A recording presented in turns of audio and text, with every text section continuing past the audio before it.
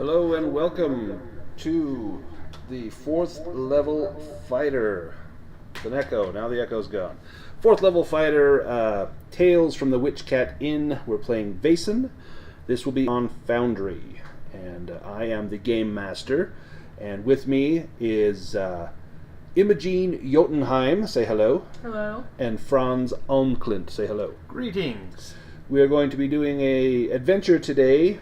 One of the official adventures from Vaesen. It's from the book A Wicked Secret and Other Mysteries. And this adventure is the title adventure, A Wicked Secret. We have played a few games of Vaesen before, but not on Foundry. So we're going to give Foundry a try. We've got this fancy little overlay. We'll see how this works. Some of the things might be a little too small, but it's supposed to look like some sort of Victorian era, 19th century, home with pictures on the wall. You get it. Anyway, if we go now to Foundry, we can see that we have a landing page. And this landing page has pictures of our two intrepid adventurers. We've also got access to the group journal, a map of the Mythic North, the Vaesen that we have discovered, a map of Uppsala, the city that we live in. Essentially, Vaesen, for those of you that don't know, is a game of suspense and mystery and horror set in 19th century Sweden. And we are going to lean more into the suspense and horror and a little less into the mystery. There will still be a mystery, but we're not going to make it difficult. We want to have fun, not get frustrated. So, if you both are ready to begin, we can go ahead and get started. Well, Franz is quite ready for another adventure. Well, so before we get started, why don't you tell me a little bit, Franz, about yourself while I get some assets loaded up on the game. Yes, so Franz Almklint is a retired naval officer. It was during his time in the service that he acquired the site. His ship was attacked by a sea monster, and this is what initially caused him to gain the site, and then he has been...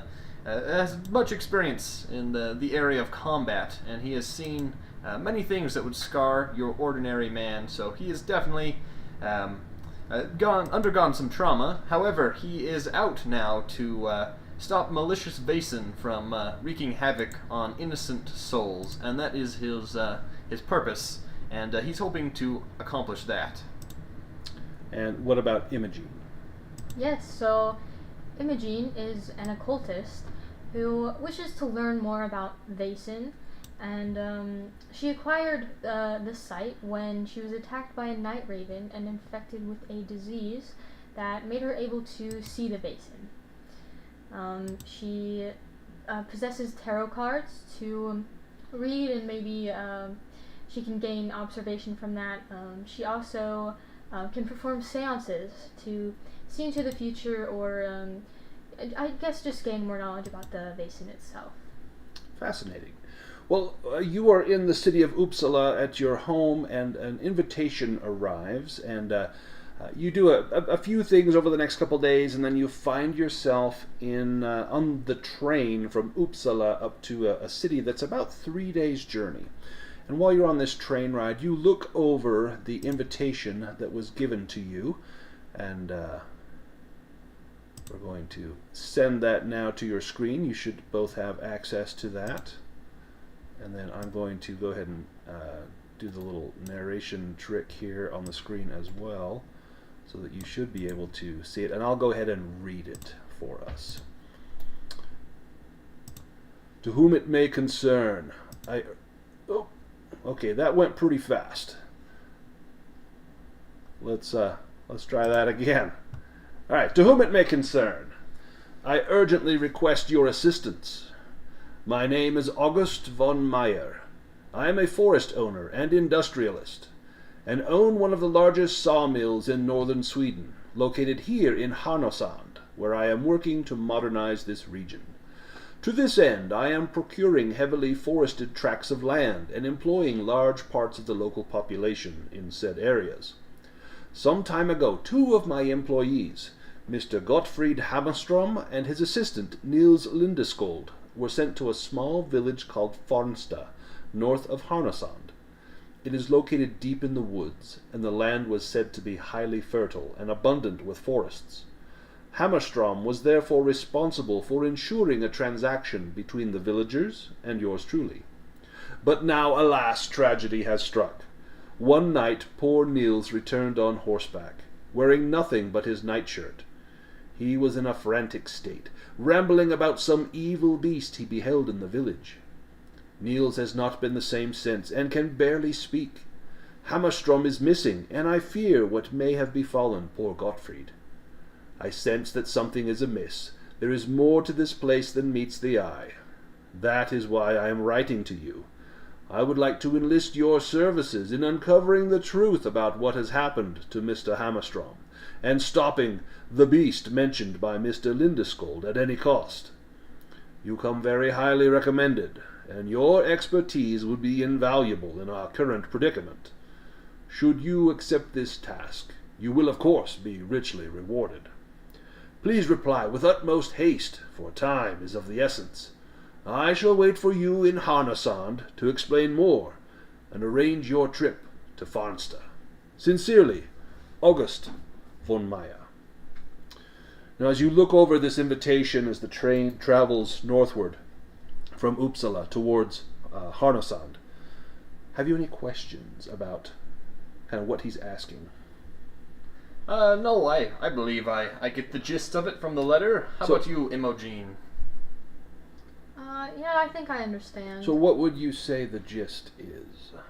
Well, it seems that our Mr. Meyer here seems to be operating some sort of lumber company, and it seems that his employee, Nils, has encountered some sort of Vaesen that has caused him to go into a terrible fright, and it would appear that perhaps if we were to urgently arrive here, we may be able to stop this Vaesen from harming anyone else. So Niels made it back alive, but as far as Gottfried Hammerstrom, no one has seen him. And of course, yes, we would have to find this poor unfortunate as well. And you're not certain it's a Vaesen. Niels mentioned Niels is under some sort of, insane state because of what had happened, the trauma, and he said there was some sort of beast. And you know that there are indeed such terrible things in the world, but for most people that would be a fairy tale. Yet it intrigues you enough to go and investigate. So you take the journey to Harnasand. Now, as you are taking this journey, of course, with the game Vaesen, you are able to get what's called an advantage once per session. You will choose a skill that you have, and you will get a +2 bonus. At one point during the session, you decide when that happens, but you should decide, perhaps now, maybe what skill that's going to be on, and then maybe you can just describe in a few sentences how you get that bonus. Did you make a special contact? Did you practice with your sword? Did you do lots of push-ups? Whatever. So if you have any idea for that, go ahead and let me know as I'm bringing up the map to Harnasand. Well, I believe on the train ride over, perhaps Franz is going over his map book and familiarizing himself with the region, and perhaps this could give him a bonus when it comes to some sort of investigation skill. Yeah, I think that would be very good. You've done some research, you've done some reading on maybe Harnasand and Farnsta, and maybe looked in a little bit into this August von Meyer as well. And that will come into play at some point when you make an investigation roll. You decide when you want to use that bonus. What about you, Imogen? Well, I have done a tarot reading for myself while on this journey, and I know what to look for. I have an idea of what's coming to me in my future, so I will take my advantage on observation. On observation, excellent. And is that the one that is tied into... that is tied into my tarot cards. Excellent. Let's go ahead and take a look at this map here. So here on the map we see Harnasand. So it was about a 3-day journey by train to get here. And then you know that you still have to go far north into the wilderness to get to Farnsta. But when you arrive at Harnesand, you are greeted by August van Meyer. He is more than happy to make your acquaintance, and he ushers you into his office. Please, come in, my friends. Thank you for answering the call. We've much trouble here, much trouble indeed. I believe I was able to surmise most of your problem from your letter, but now that we're meeting in person, is there anything else you can tell me about what's happened since you sent said letter? Well, Niels has been in the asylum in town, just gibbering, and I'm afraid that man is no longer fit for a normal life. I fear he will be hospitalized for the remainder of his days. I would have you find out what happened to Gottfried Hammerstrom, his companion. He has not returned, and I'm beginning to fear. It's been several days, and if you can do the job that they could not, there would be much payment in here for you. I really want the land there. It's beautiful forested land, and as a lumber tycoon, it's of a great asset to me. These two men were supposed to help me purchase the land, and they did not. And Farnsta is very important to me, so please, this must be done.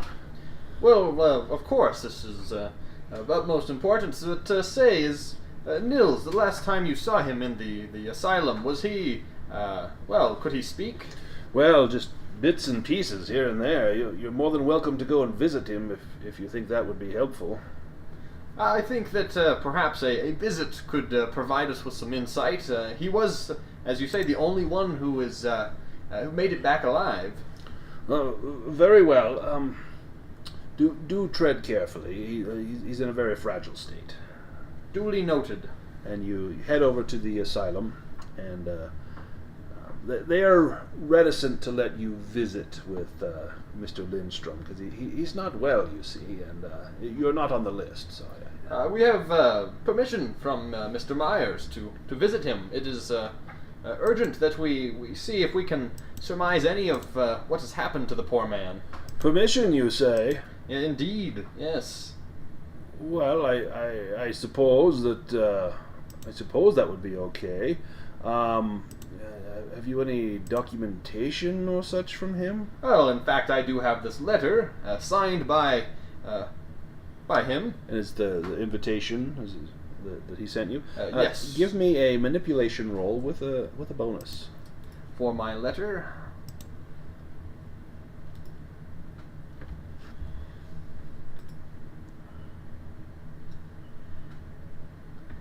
Well, not exactly the best roll. If you want to push that roll, you can. You will take a mental condition. Perhaps I will push that roll. Mental, perhaps I'm angry that they won't heed my calls here. And, they still will not listen to me. Well, and the more angry you get, the more obstinate they are. No, we cannot let you see this man. He's quite unwell, I tell you. Surely you can understand this. Oh, certainly, but I will see what Mr. Miles has to say about this. What about Miss Jotunheim? What does she do? Well, now listen. I know you don't think so, but it is very important that we speak to this man. And I'm sure when we're through, there will be a handsome reward in it for you. Ooh, you mentioned a reward. I will let you give me a roll. It could either be inspiration or observation. I will do inspiration, I think. And you get a bonus. Yeah, no, I'll do observation. And you get a +1 bonus on that as well. Lovely.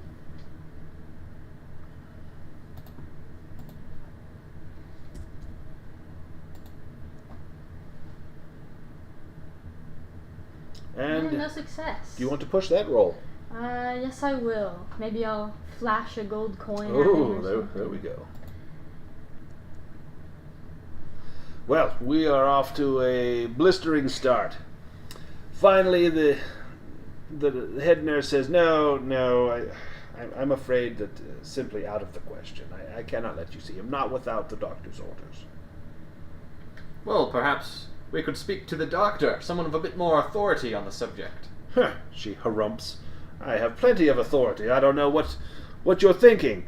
I can fetch the doctor if you like, but it will do you no good. Why don't you do that? She goes and heads over to get the doctor. You've got a moment while she's gone. The desk is not occupied. Do you choose to do anything in this moment? I think we should investigate. See if there's something that could get us into see. What exactly are you investigating? Well, you investigate. I'll poke my head into the hall and just make sure this woman doesn't come back while you're snooping. Oh, thank you very much. So tell me kind of where you're looking or how you are investigating. Well, I think I would be looking for some sort of key to his room or just something to help me get in to see him. Okay, give me an investigation roll. And because you are being specific about what you want, give yourself a +1 bonus. There's a success. There we go. You see two things. There's a visitor's log, and it looks like he has had no visitors in the last 24 hours. You also see there is a key to his room, and it says he's in room 5C. And so now you know where he's located. Do you pilfer that key? Yes, I think I will. Ooh, okay. You don't need to make a roll. You simply pocket it. The doctor comes back. He's rather portly, and he's smoking a pipe, and he's got a monocle in one eye. And see here, who's this? Causing trouble, I hear. The nurse tells me. Yes, Officer Omclint at your service, sir. Oh, officer. Well, she didn't say you were an officer. Indeed, yes. I'm here investigating for Mr. Myers. I would like to speak to, I believe, a patient in your care, Mr. Nils. Nils Lindstrom. So this is a criminal matter now, is it? Well, it could very well be. We have yet to determine that. Well, yes, please let me fetch the well, it's not here. No, the nurse must have taken it. Excuse me one moment. I'll go. Let me get an orderly as well, and please, I'll be right back. And you hear him yelling at the nurse. Don't take the key. What are you doing? Yeah. And then you hear this loud smack. So I will take the time to put the key back where I found it. You're gonna have to try and sneak that. That's gonna be a stealth roll. Okay.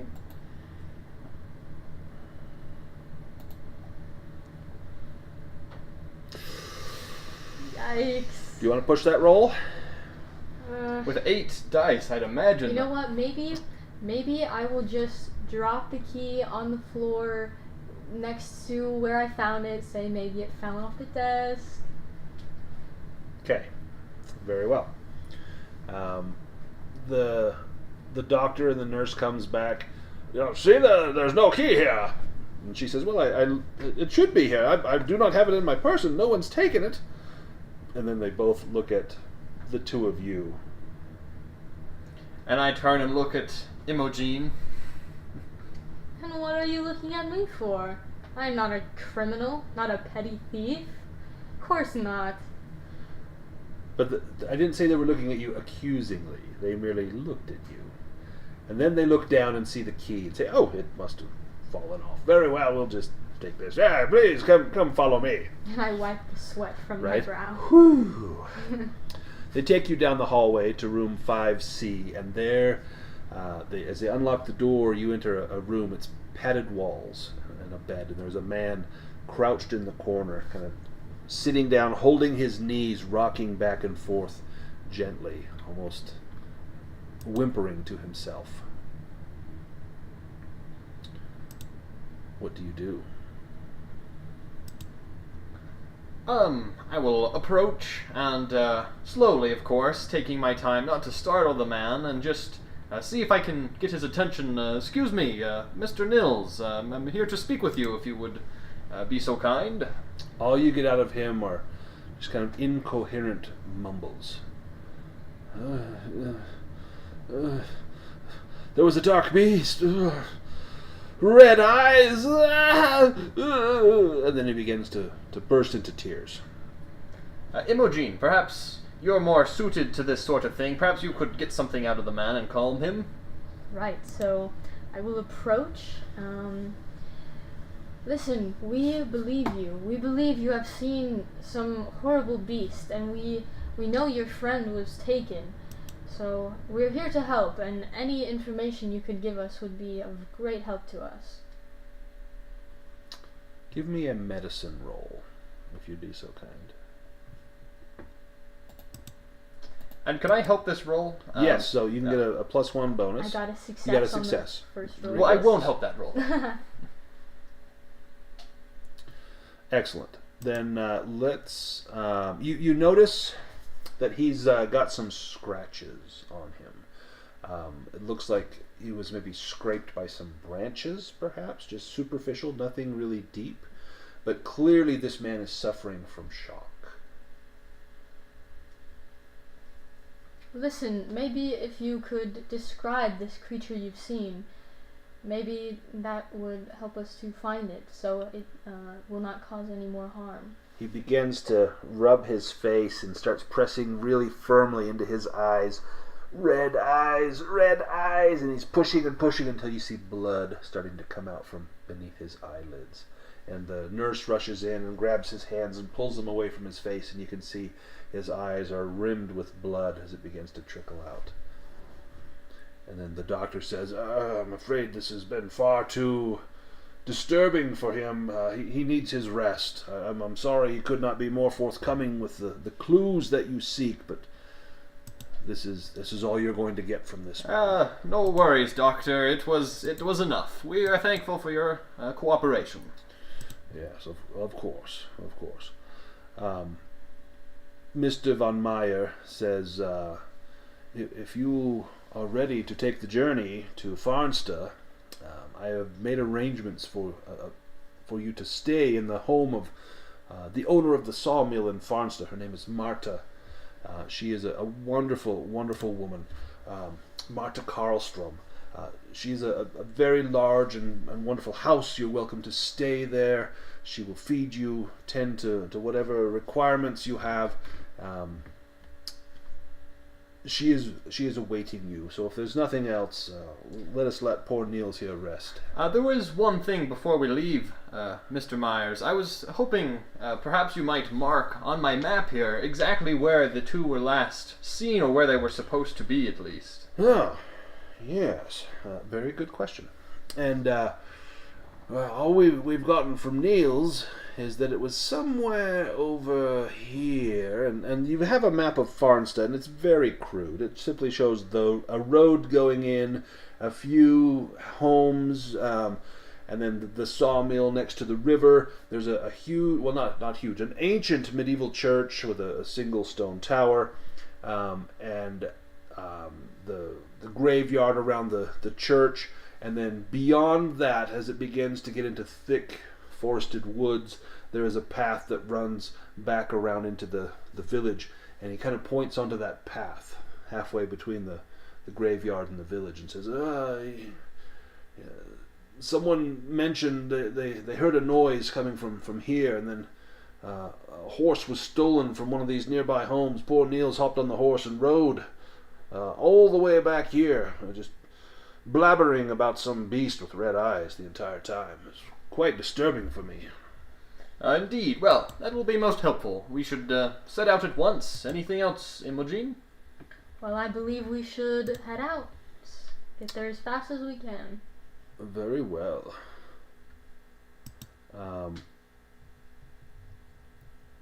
The journey north is 2 days by stagecoach. There's overnight stops along the way. You stay in small little inns, roadside inns and taverns. And the night before you get to Farnsta, the last night, you're sitting in a tavern, and people are talking, and the gossip invariably turns to what you're doing this far north. And perhaps you mentioned that you're on an errand heading up to Farnsta, and the people in the tavern get very quiet, and they say, no, you shouldn't go to Farnsta. You're best to stay clear of there. That place, everything's not well there. It's got its share of problems. You would be best to steer clear of Farnsta. Trust me on this. Whatever business you have there is not that important. Well, and why would that be?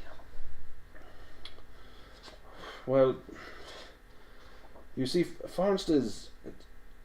Its people are different.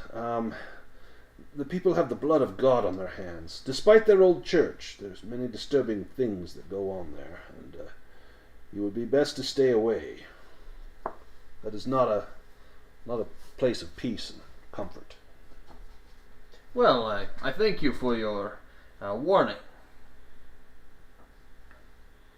Nevertheless, they toast you,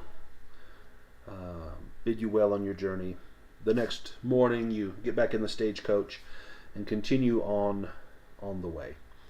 Again, the forest gets deeper and thicker, and the overgrowth gets more and more prevalent. Whereas once you could see out and see gaps in the trees, now it is simply a curtain of greens and browns, and moss covering every stone. Every now and then you see roots reaching out across the road, slowing down the stagecoach.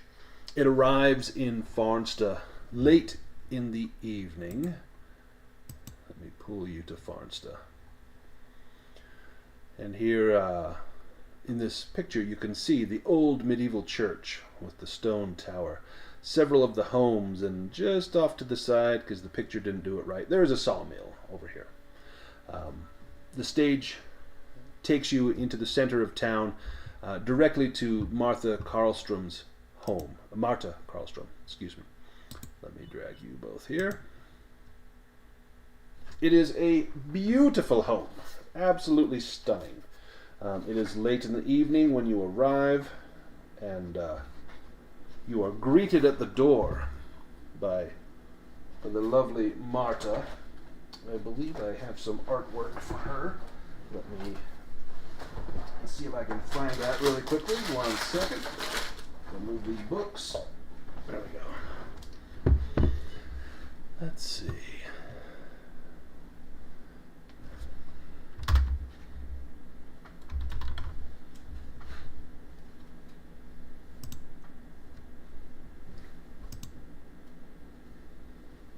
That's not what I want. Can I share that picture? Well, maybe I can't share the picture. Again, I'm just learning Foundry, but we'll get there.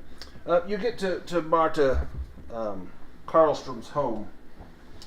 She is very appears very powerful. She definitely has a position of power in the town. She wears her blonde hair in a neat bun, and her voice and commanding presence can straighten any back. She is unmarried and either has never been or has not been married for some time. She seems somewhat spinsterish for her 40 years of age. She greets you to her humble home, grateful to have you there. She's very friendly, shows you upstairs a room with comfortable beds where you can sleep, and offers you a hot meal of venison, beer, and a small splash of aquavit, the local distilled liquor in the area. After you freshen up, she invites you down to the dining room. Anything you wish to do before you go down and eat with Marta? I do not believe so. I think Franz will, eager to have a real true meal for the first time in several days, will head down. Lovely. So, if I hadn't mentioned, she lives in one of the oldest and finest homes in Farnsta, 2 stories tall, built from dark lumber, with exquisite natural motifs carved into the facade. Clearly this has been in her family for generations. She is your guide to Farnsta and tells you that any questions you have, she would be more than happy to let you know the answer to. She tells you that she's very close to nature, and that running the sawmill has been passed down through generations, and the city or the village of Farnstead would not exist were it not for the woods, and she would see them preserved by all means. We only take what we are allowed. We do not take more than the nature will give us, and I simply could not bear to have these forests stripped down to stump and root. So I understand that you must be opposed to Mr. Meyer's purchase of the land, then. No, well, of course. This is our land. Farnstead would not be if it were not for the wonderful forest. He wanted to buy my sawmill. I told him I would need to think about it. I don't know that this is something I'm willing to do. I'm very happy here, you see. Well, of course it is a difficult decision. However, that is not why we are visiting. I do have some questions. You see, on our way here, we stopped at a few inns, and people had warned about the town, saying there were some, evil presence here, or that something terrible had happened in town. What do you say to these rumors? Evil presence? Give me an observation roll.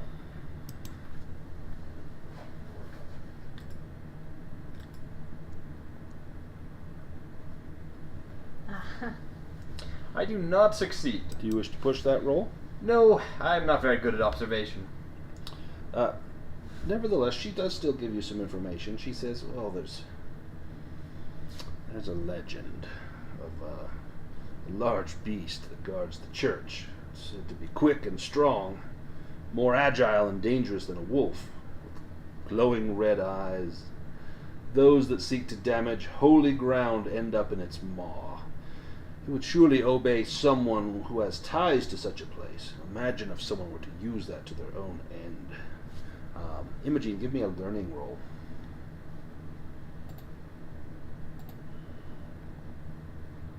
Yes. You recognize her description as that of a church grim.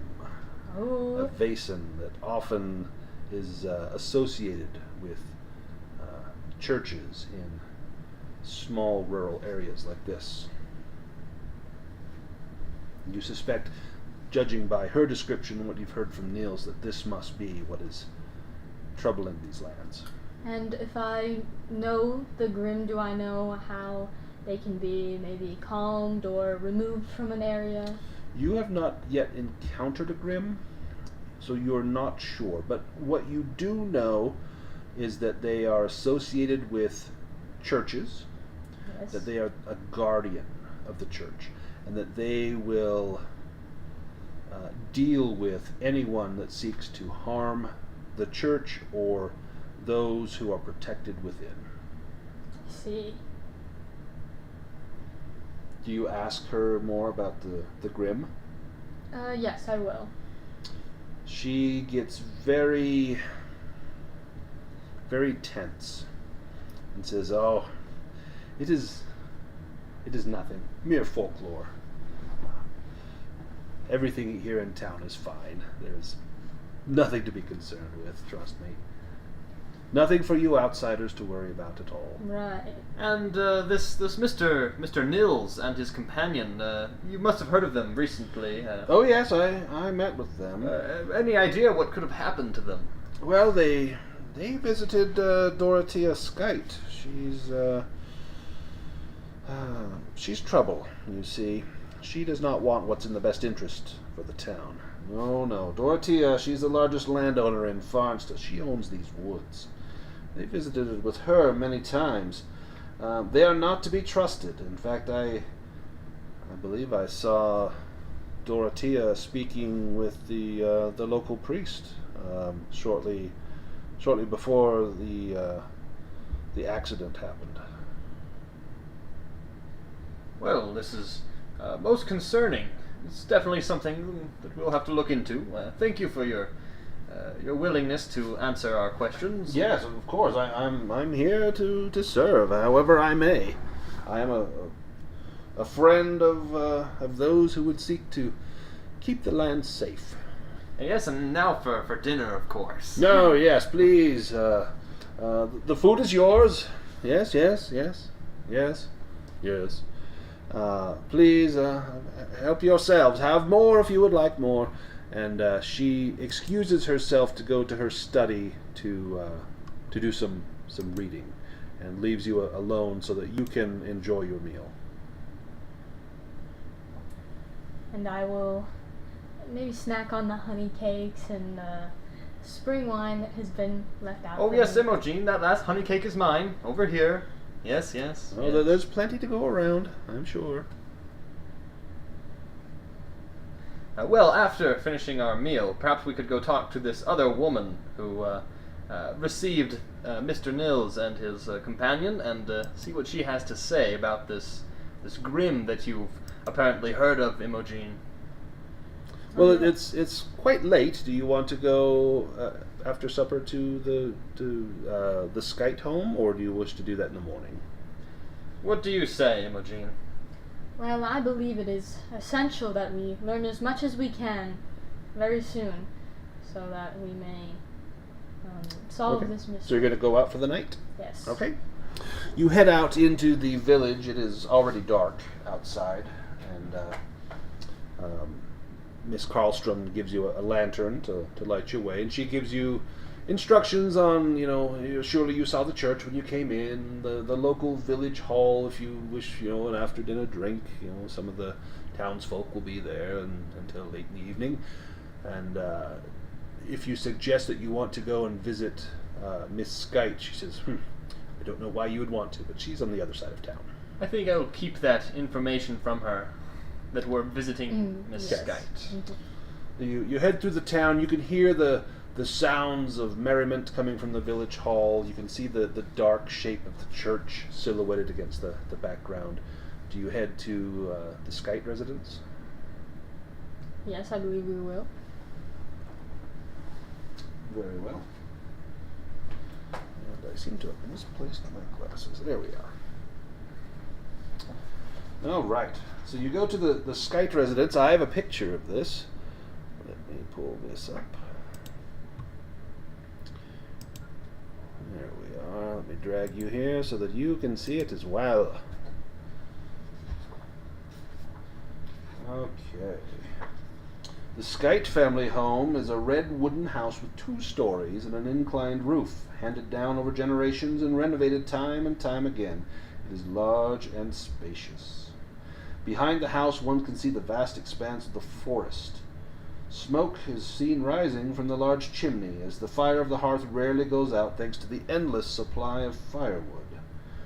There is also a substantial but simple outhouse standing in the yard. There are a few lights on in the house, lit by oil lamp. There's not much electricity here in town. And so this looks like a daytime scene. It would be night when you arrive, just so you're aware. Do you go knocking on the door?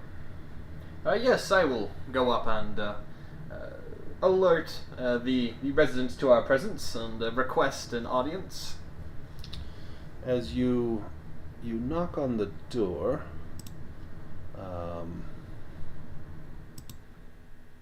you are greeted by the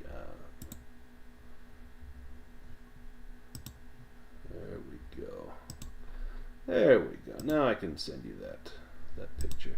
You are greeted by the face of a young girl.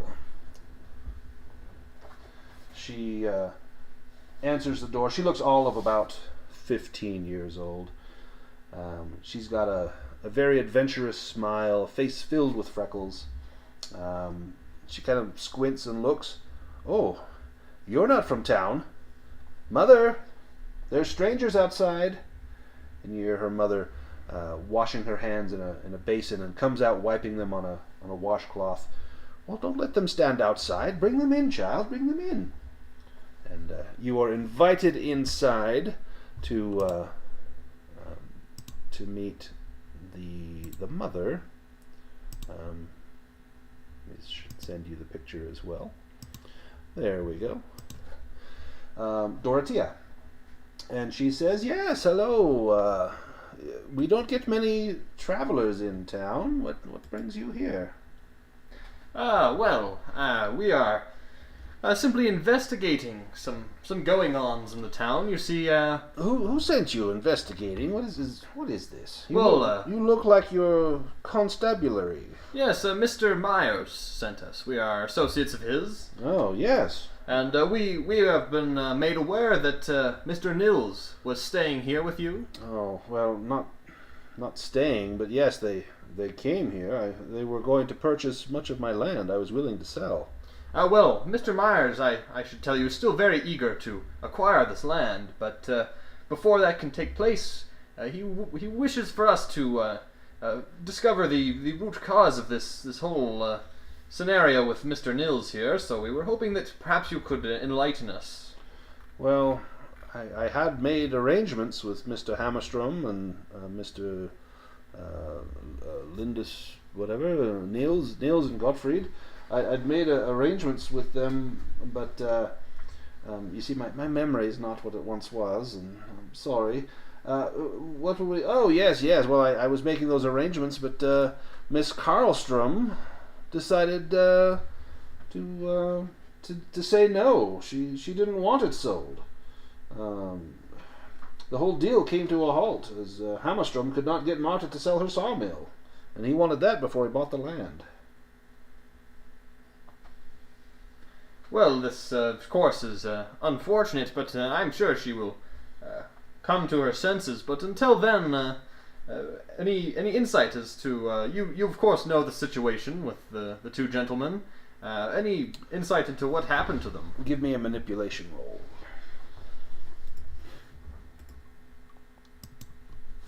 Oh, excellent.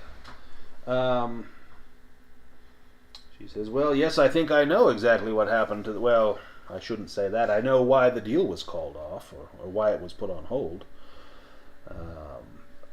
They told me that there's a valuable vein of iron ore beneath the old church, and they were willing to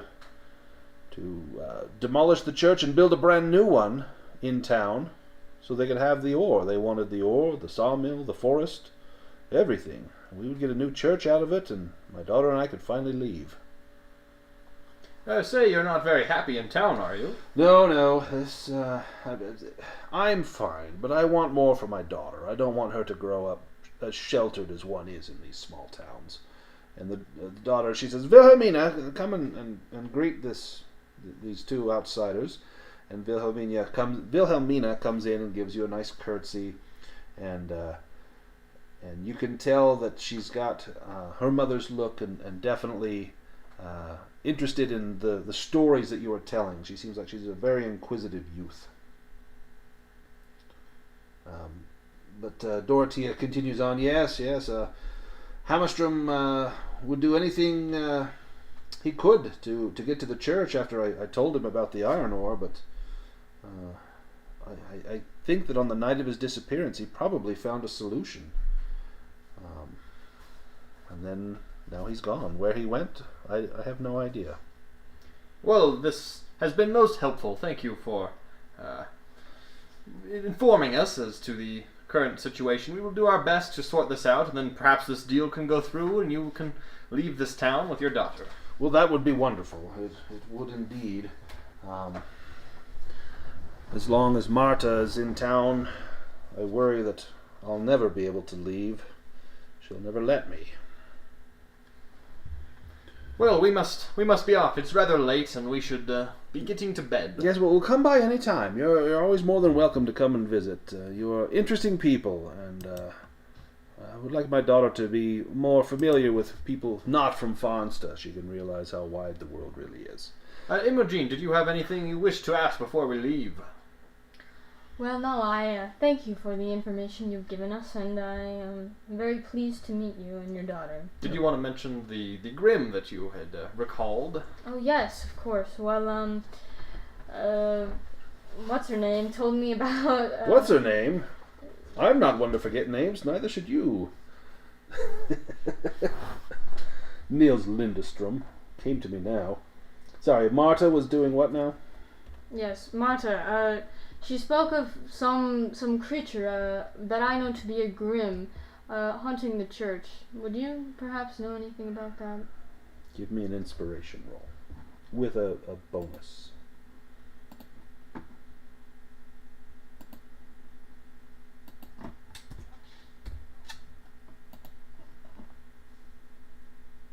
Excellent. There is indeed a guardian of the church, a large beast summoned from a cat that was buried in the foundation of the church at the time of its construction. It watches over the church and the graveyard, and defends both above all else. The church bells always toll on the night before it hunts its next victim. I've always hated that sound, as I know what it heralds. Please do be careful with Miss Karlstrom. She is not to be trusted. Well, I will definitely take this into to note, as we are staying with her. Yes, be on your guard. Well, thank you for your hospitality, but we must be on our way. As you bid them good evening and head back through the town, you're now faced with a dilemma. Both of these two women, Marta and Dorothea, don't seem to trust each other, and both seem to think that one another is the cause for all the trouble in the town. Who to believe? Yes. As we're heading back to the house we're staying in, if we pass by the church, could I perhaps make an observation or investigation roll just to see if there's anything out of the ordinary? These tales of iron ore and grims, I just want to get a look at the building for myself. It's quite dark as you come by. Do you have my lantern? I shine it over the fence and see if there's anything of note. Give me an investigation roll, please.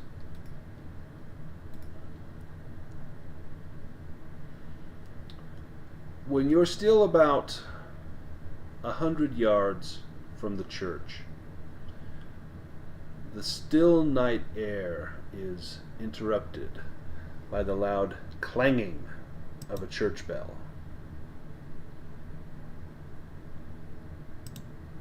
Get some music on here.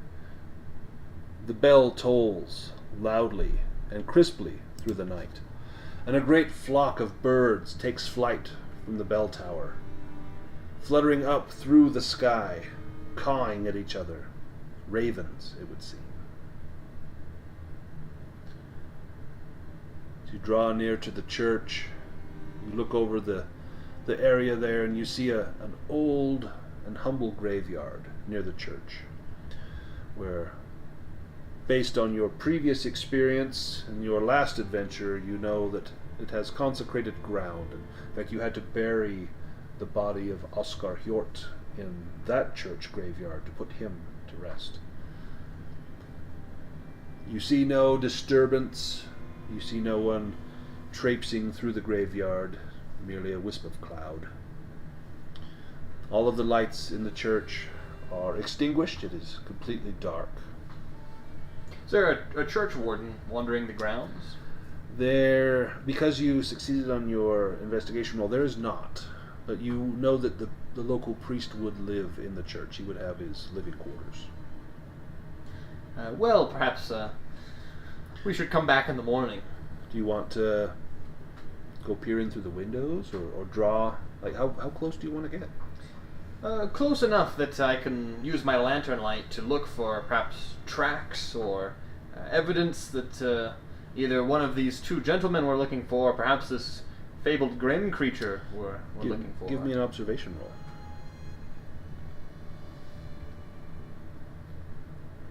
Could I do investigation and use my bonus? Yes. For the... Yep. Okay.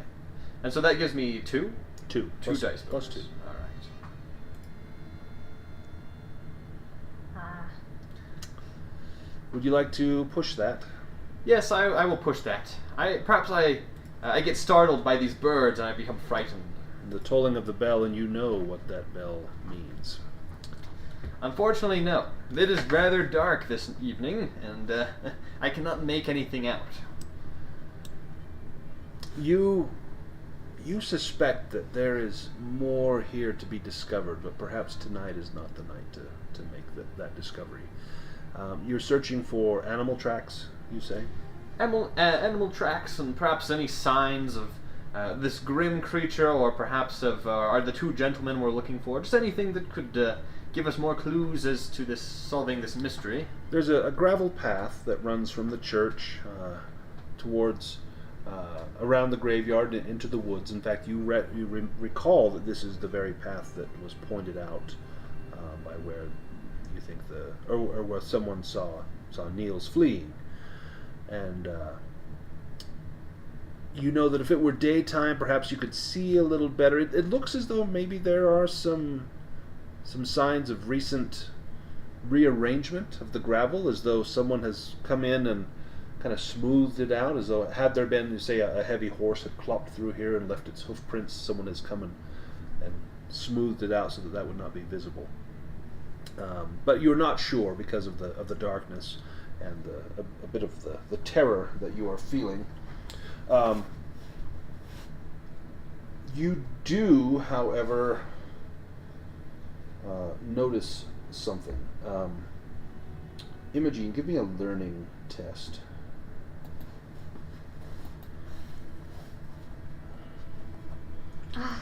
So, you... Are you going to push that, Imogen? Oh, yeah. We are going to rest soon. So. Right. Would you like to push that? Yes, I would. Okay, go ahead and push that. Thank you for reminding me. Oh. There we go. Okay.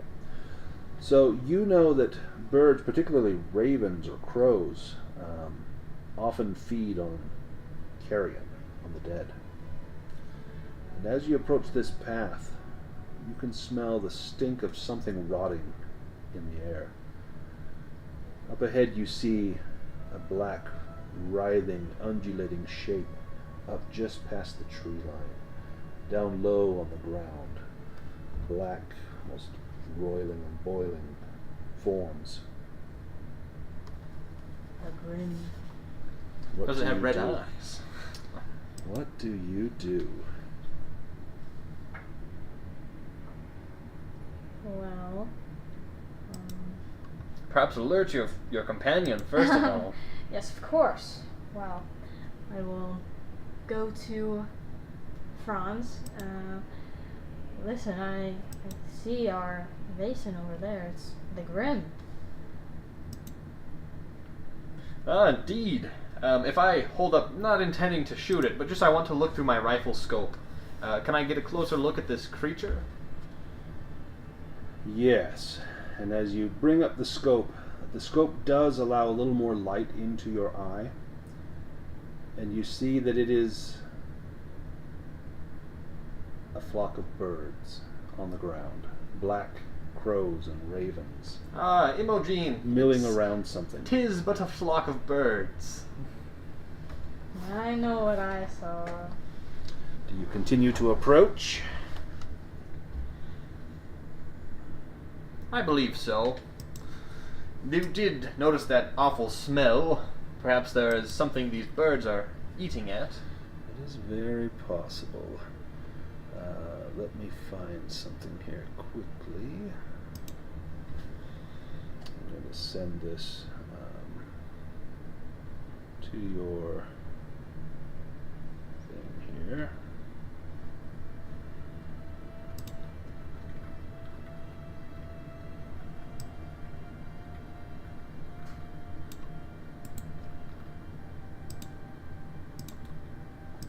The putrid stench grows increasingly intense, and soon its source becomes apparent.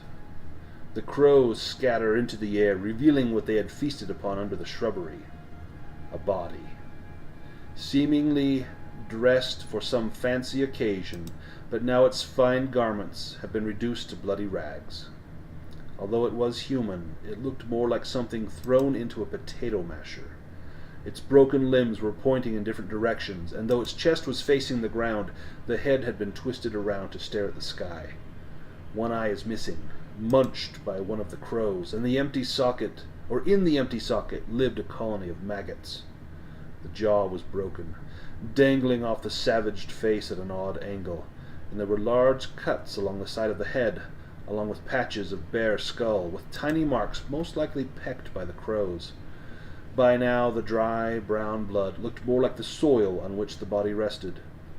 But despite the grotesque state of the body, one could still see the fear in the man's face, the terror Hammerstrom had felt as he was torn to shreds. Well, looks like Hammerstrom did not make it out as lucky as Niels did. Perhaps one of us should go and fetch a constable, and the other stay and watch the body. Who wants to stay with the body and who wants to go? Well, I suppose I will go. You do have a weapon to defend yourself with. Oh, you have your dagger, of course, Imogen. But very well, if you insist, I will stay here and keep watch while you go fetch a constable. I'm sure our friend here will keep you very nice company. Indeed. And I will set off. So we'll go with your scene, Imogen, first. As you... Do you walk? Do you run? I will go with a Make haste, Imogen. yeah, a brisk walk. Don't leave me in this forsaken graveyard for long. A brisk walk as the sounds of your feet crunching on the gravel path seem to loom loudly in your head with a rhythmic sort of pulsing sound that begins to mimic your heartbeat. You notice that you are walking faster and faster and faster, and then soon you begin to feel as though you are being watched. Give me a fear test, empathy or logic.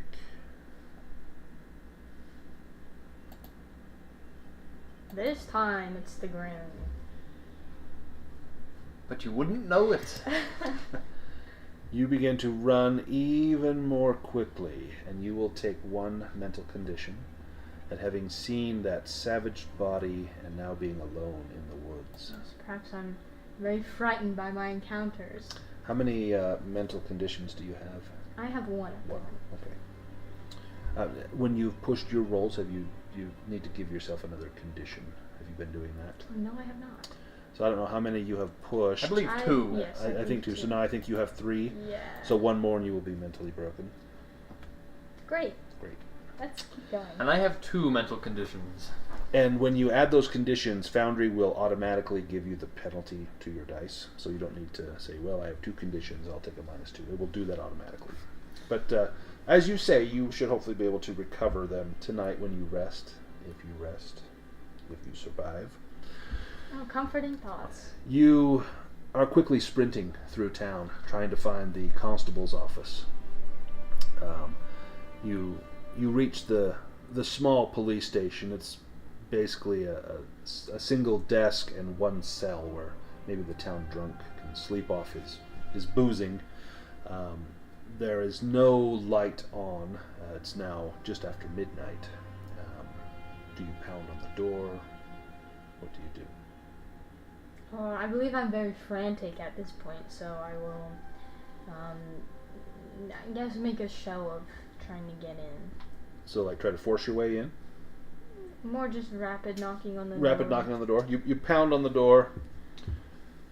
Continue pounding for about, well, it feels like 5 minutes. It's probably more like 10 or 15 seconds. And you hear a voice, wait, just a moment. And you hear him yawning and stretching, and a man comes to the door, and he's in a nightgown, and he's got the little cap on his head, and kind of squints at the lantern light. Clearly he was asleep. It's an older man. Yes? What is it? Is there a fire? No, a dead body. Whose? Mr. Hammerstrom. He was here not long ago. No, the outsider. Yes. What about it? We've not found him. Well, I have, and we must make haste. Is he still alive? I told you, man. I found a dead body. Where? Where at? At the old church, the graveyard. I'll not go there tonight. Yes, you will. Let's go. He will Let's be go. fine until dawn. Trust me. You would be wise not to be there tonight. Did you not hear the bell ringing? Please. Yes, I did. Get yourself indoors. If you need to stay here, you can stay in the cell. But you should not be out. Not on a night like tonight. And what does that mean? What is a night like tonight? The bell ringing is a sign that someone will die. And soon. It rang a few nights ago. We had not found the body, but apparently you have. And it rang again tonight. You would be wise to get inside. Where are you staying? I'm staying at Martha's place. Well, that's not far from here. You're welcome to stay here. But if you're going back home, run. Right. Well, thank you for your insight.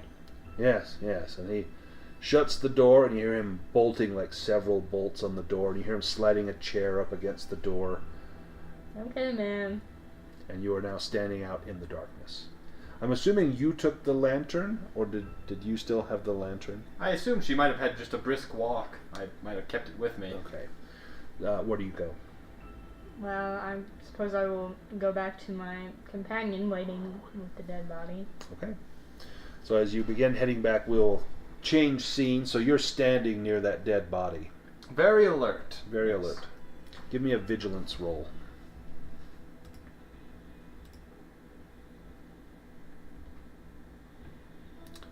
See, you've had some penalties because of your mental conditions. You are focused on this body and the scene of gore and blood, and it brings back memories of your life before this, before you discovered that there are Vaesen in the world, of wartime and seeing bodies ripped apart by firearms and by the cruelty of man.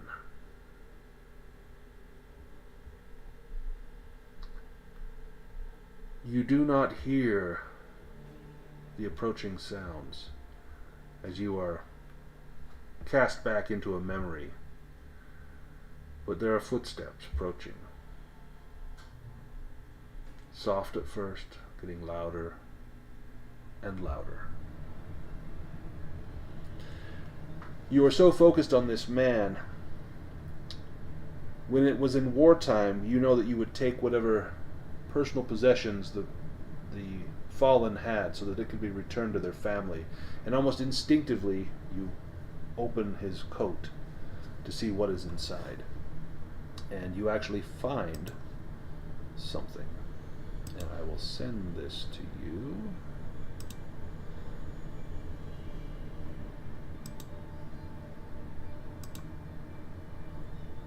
It says, to Mr. G. Hammerstrom. Meet me at the church after dark. I have some words that may help you in your endeavor. Regards, signed I. Nystrom. It is spattered with blood. And is that the woman we're staying with? No, that's Marta Karlstrom. Ah.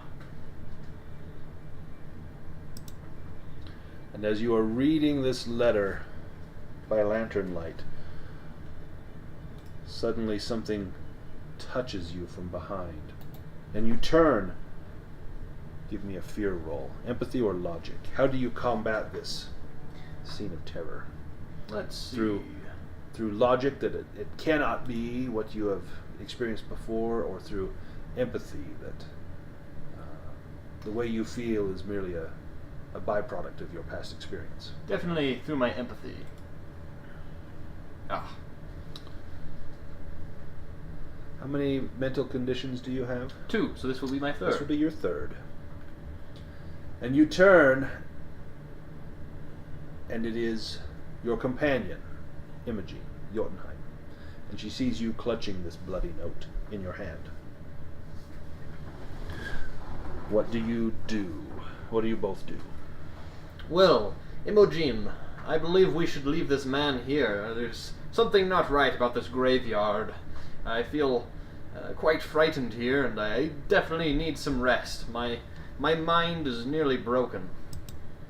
Well, tonight I've gone to the constable and received news that the tolling of the bell. Someone is going to die tonight, it seems.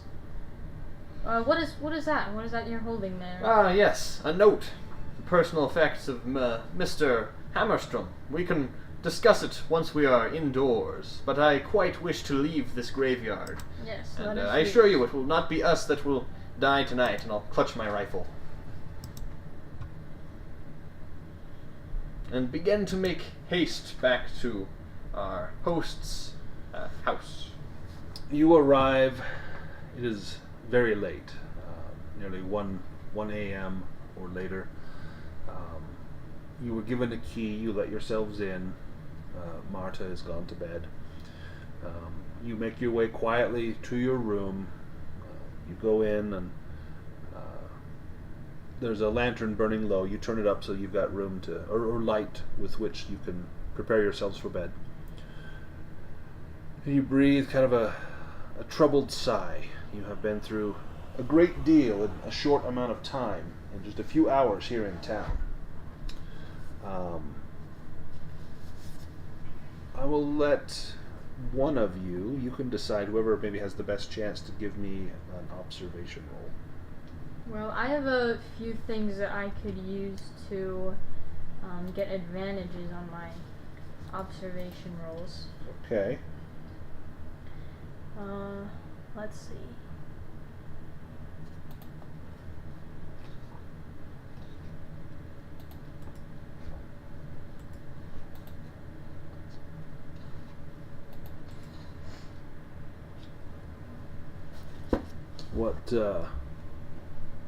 How are you getting these advantages? Oh, you're going to perform a seance in the room? Yes, I believe I will. Use your tarot cards? Yes. And I do think I chose observation to be my extra advantage. You did, so you get a +2 on that.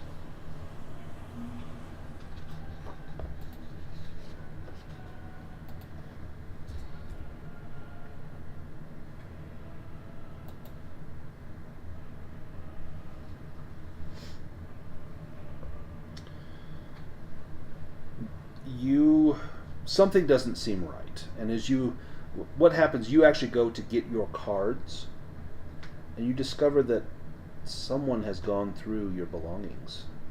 You always keep your cards in a certain place in your pack, wrapped in a silk cloth, and it's been moved. It's in a different place in your pack, and it looks like the wrapping, which you ritually perform the same every time, is different. Someone has gone through your belongings. Marta, perhaps. Perhaps. As you guys prepare yourself for bed, you'll have a chance to heal some of your injuries. There's a couple ways that you can heal. To heal mental conditions, it takes roughly a day to try to heal those. You can also just rest, which is a scene, which would be like right now, would be a scene. And this will let you recover 2 conditions. Just both of you, just quickly roleplay how you, when you get to your room, how you decompress from what has happened, and how that might help you to recover from the mental fatigue that you have endured. Well, Franz will enter his room and set aside his personal effects, and then get into bed to rest his mind, and perhaps while he's sleeping he will be clutching his rifle as a sort of comfort, knowing that whatever comes, that he can solve his problems with his rifle. Well, that's not exactly role-playing how you guys talk about what had happened. That's more just telling me how you go and be alone.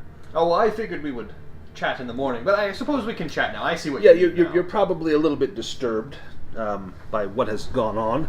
It's rather late, but why don't we talk, Emoji? If you want to recover those conditions, I would suggest that you have a little scene together. Give yourself a chance to stretch your role-playing legs.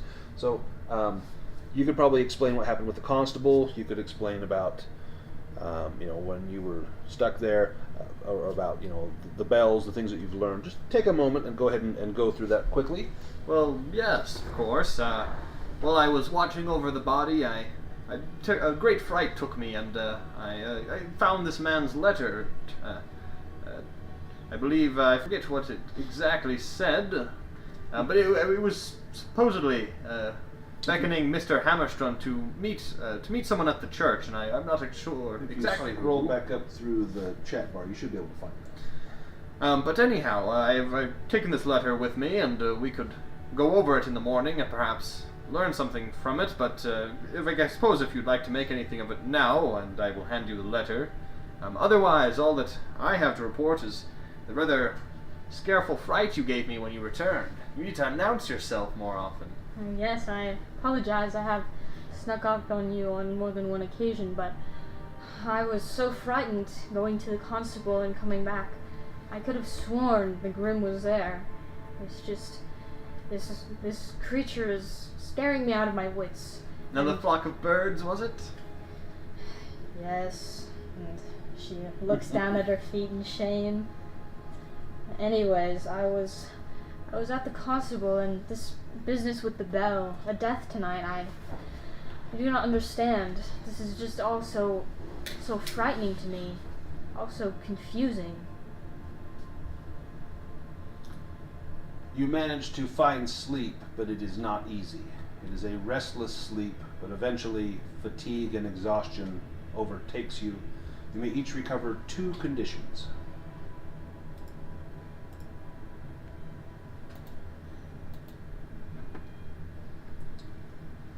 Imogene, do you share with Franz the fact that your stuff has been rifled through?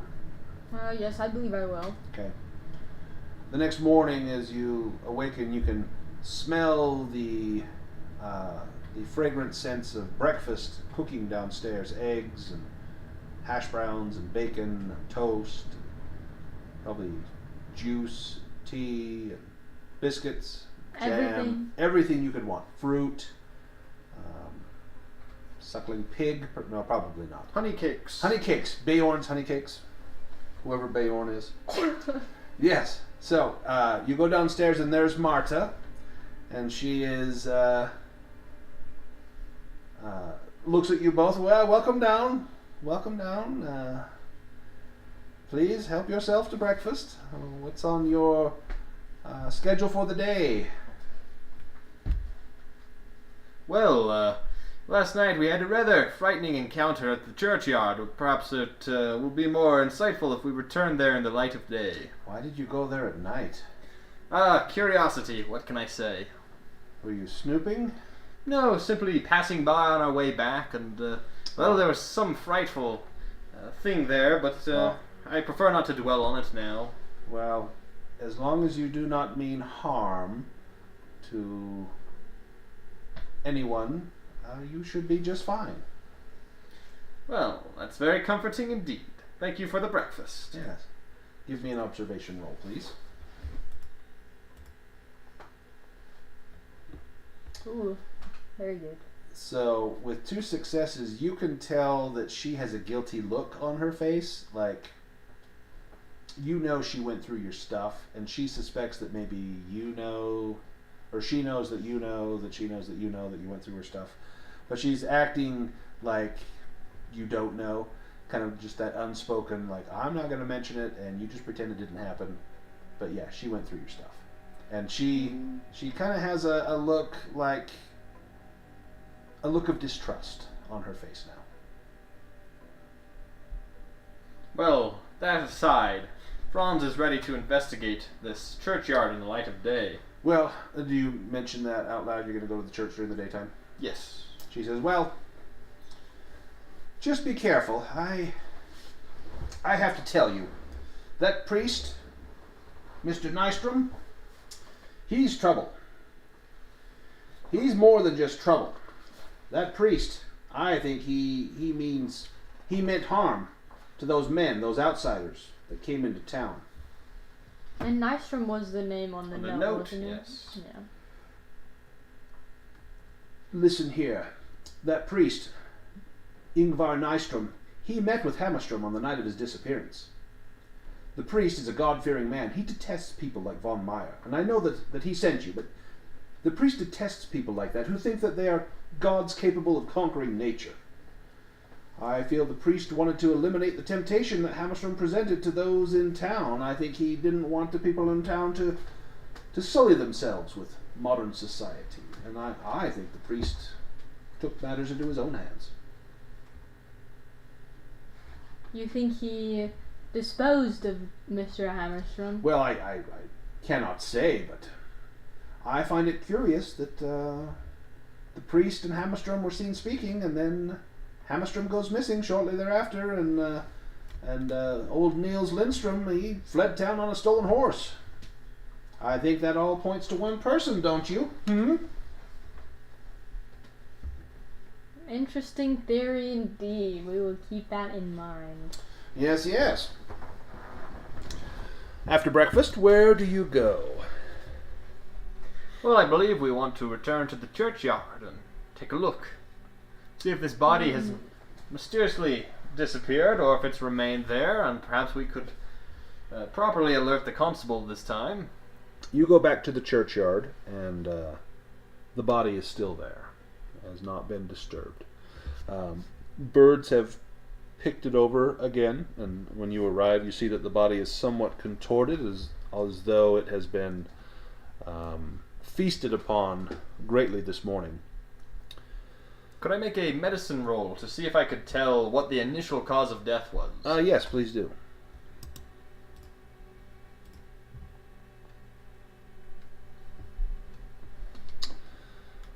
Well, do you want to push that?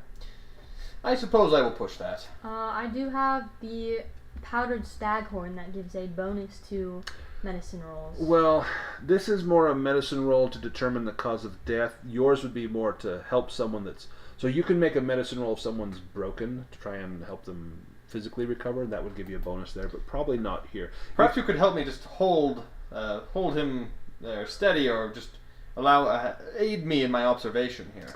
Well, you know what? It's actually not too difficult to tell that it looks like he had his neck broken and his throat torn out. You're pretty sure that birds couldn't have done that. That's probably the cause of death. Now, that's based on your roll that was not a success, but you don't know that. Well, perhaps I will push it this time. Imogen could assist me.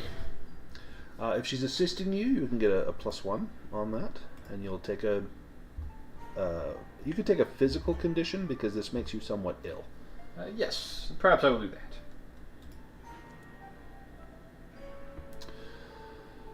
Yes, his... it appears as though his throat was torn out. His neck was broken, and you can see large puncture marks, as though he was stabbed repeatedly with a dagger. And the marks are curiously equally spaced apart, almost as though you had like a... It was fangs. Like fangs. Repeatedly across his neck and shoulder and back, and a huge bite on one of his knees. Well, Imogen, I believe he was most certainly a victim of this Grim of yours. This time it's the Grim.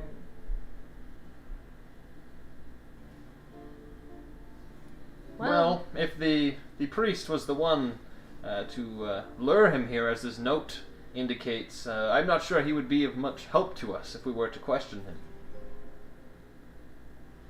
Do you wish to question the priest, or no? I do not. I do not wish to make him... Give me a vigilance roll while you're out here examining this body. Imogen.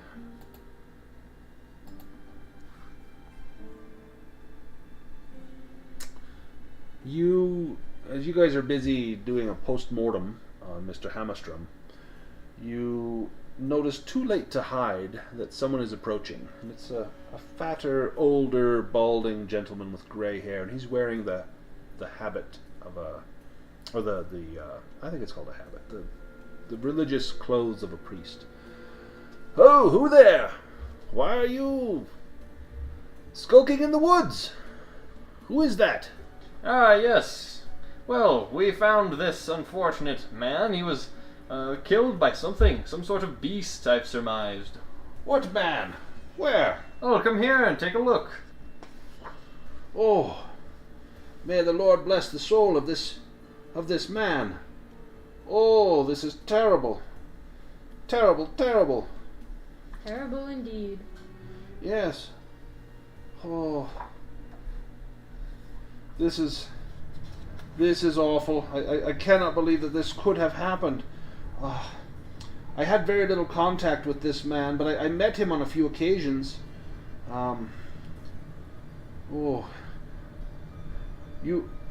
You should not be here in town. I'm afraid that this is not something. Farnsta's guardian will not allow trespassers in this town. It has watched over Farnsta ever since the church was built. I know nothing else except that it will do everything to protect this sacred ground. I fear that this man was trying to desecrate God's acre, which led to him being attacked. Well, it looked like perhaps he deserved what was coming to him. Oh, no one deserves this, surely. Oh, what could have brought him to this place? I wonder. Well, they spoke with me about wanting to purchase land here. Well, they wanted to tear down this lovely church. They offered to build a new one. But how can anyone work with another who would destroy one of God's buildings? To destroy this old church. If the villagers had their way, there would be no other option. You see, many of the villagers wished to sell the land to Mr. von Meyer. These men were sent here to broker the deal, and I could not stand in their way, but I advised against it. I would not see harm come to this church. Well, this deal, I assume you're opposed to it then? Well, yes. It's one thing for them to buy the forest around the church. That's fine. That's that's an earthly concern, but a spiritual concern to destroy this building. Well, I could not abide that. That's what they sought to do, and why I know not. There's nothing wrong with this church. The church is fine. Take the land, take the sawmill. That's fine, but leave the church alone. So you would be fine with this deal then if the church was let Oh, be? yes, of course. Give me an observation roll if you like. I will do that. To no avail. Hey, he seems to be sincere.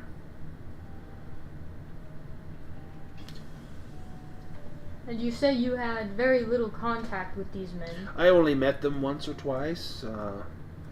and you would have no other reason to meet with them again? Well, I told them that I opposed the selling of the church, but what the people in town choose to do is their business. I am merely the guardian of this church. Well, me and the other, and he looks around with it. I am the guardian of this church. What was that? What was that? Nothing. The Lord watches over his church. Right, of course. Give me a manipulation roll, Imogen.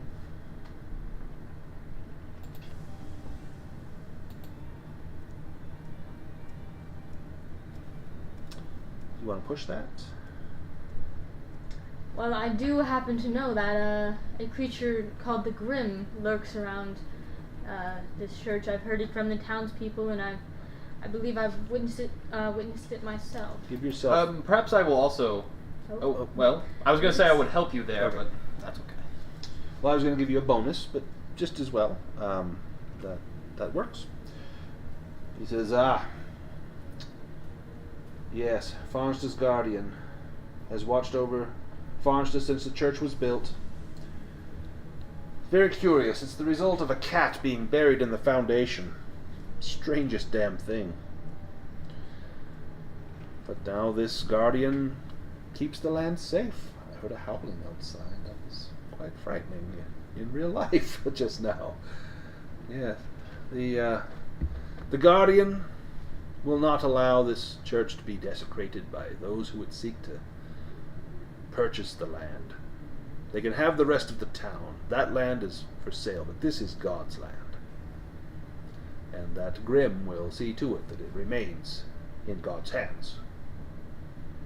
But if, say, the church were to be left alone, the Grim would have no problem? No, of course not. It's been here for centuries. It's not a terrible monster that goes around just killing people, but it does protect the church. One other question. The constable, Imogen, had mentioned that... No, he's useless. he had Tell brought me up about something about these church bells representing death. Ah, yes. Did you hear that last night? Yes. The Grim rings the bells to alert the townsfolk that one of them will perish ere the next night. So I worry that someone in town will be gone before night falls.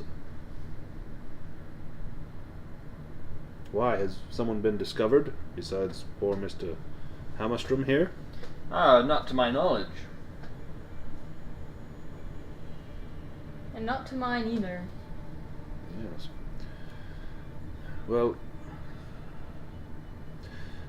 I will see to it that the people in town know that you are here to make matters right. You're not here to sell the church or to see the purchase of the church for Mr. von Meyer, are you? You're simply here to follow up on these leads about his agents that met with ill fate.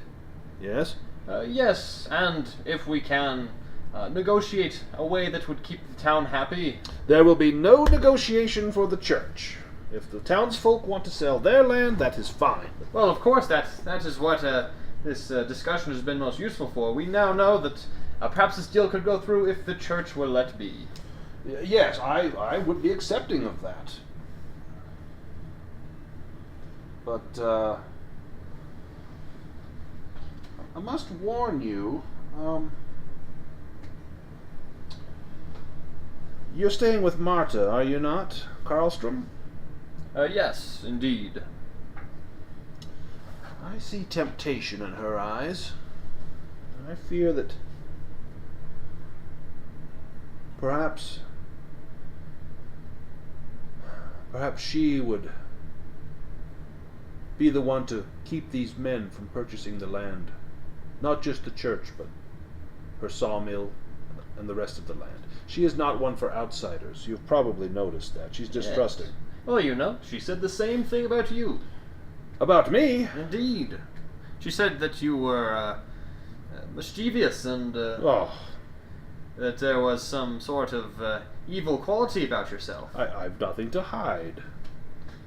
Well, now that I've met with you now, I can see that for myself. Yeah, well, surely you would not think that I could be anything but a servant of the Lord. Of course. Oh, to consider such a thing. Come into the sacristy, and he takes you into the church. I'm just going to activate a map so you can kind of see where things are. So he takes you in down here at the bottom through these main doors, past all the pews, the benches, the little baptismal font, and takes you up to the sacristy. It's basically his little office up there. And he takes you in. I have a note here. I wrote just the other day. Let me find this. He looks through. Where did I put that? Here it is. And he hands you this note. And as you... Oh. Should be able to see that note on there. And it looks like it's a journal entry. And it says, Miss Karlstrom recently came to visit for a cup of coffee. We had a conversation, and she complimented me on how I unite Farnster in our faith. Her praise warmed my heart, and the woman was very sweet. She then started asking questions about Mr. Hammerstrom, the man from the large sawmill in Harnosand. She wanted information about the business deals he was trying to negotiate, and there was something unsettling in her tone of voice. I see temptation in her eyes, temptation suggesting that she is not a God-fearing woman. Perhaps she will tempt the others to sell their land. And he points out, as you can see here, I have my doubts, and I have nothing to hide, surely. Well, that is evident now, of course. Give me... Franz, give me a vigilance roll.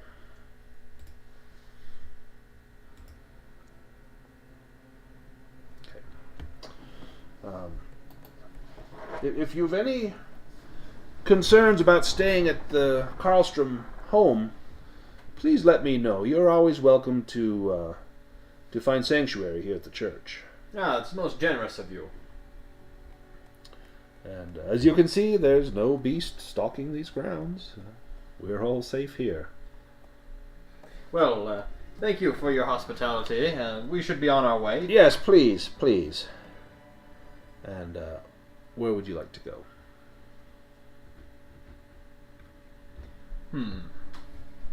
Some possible places would be, you could go back to see Dorothea Skite. You could go talk to Marta again.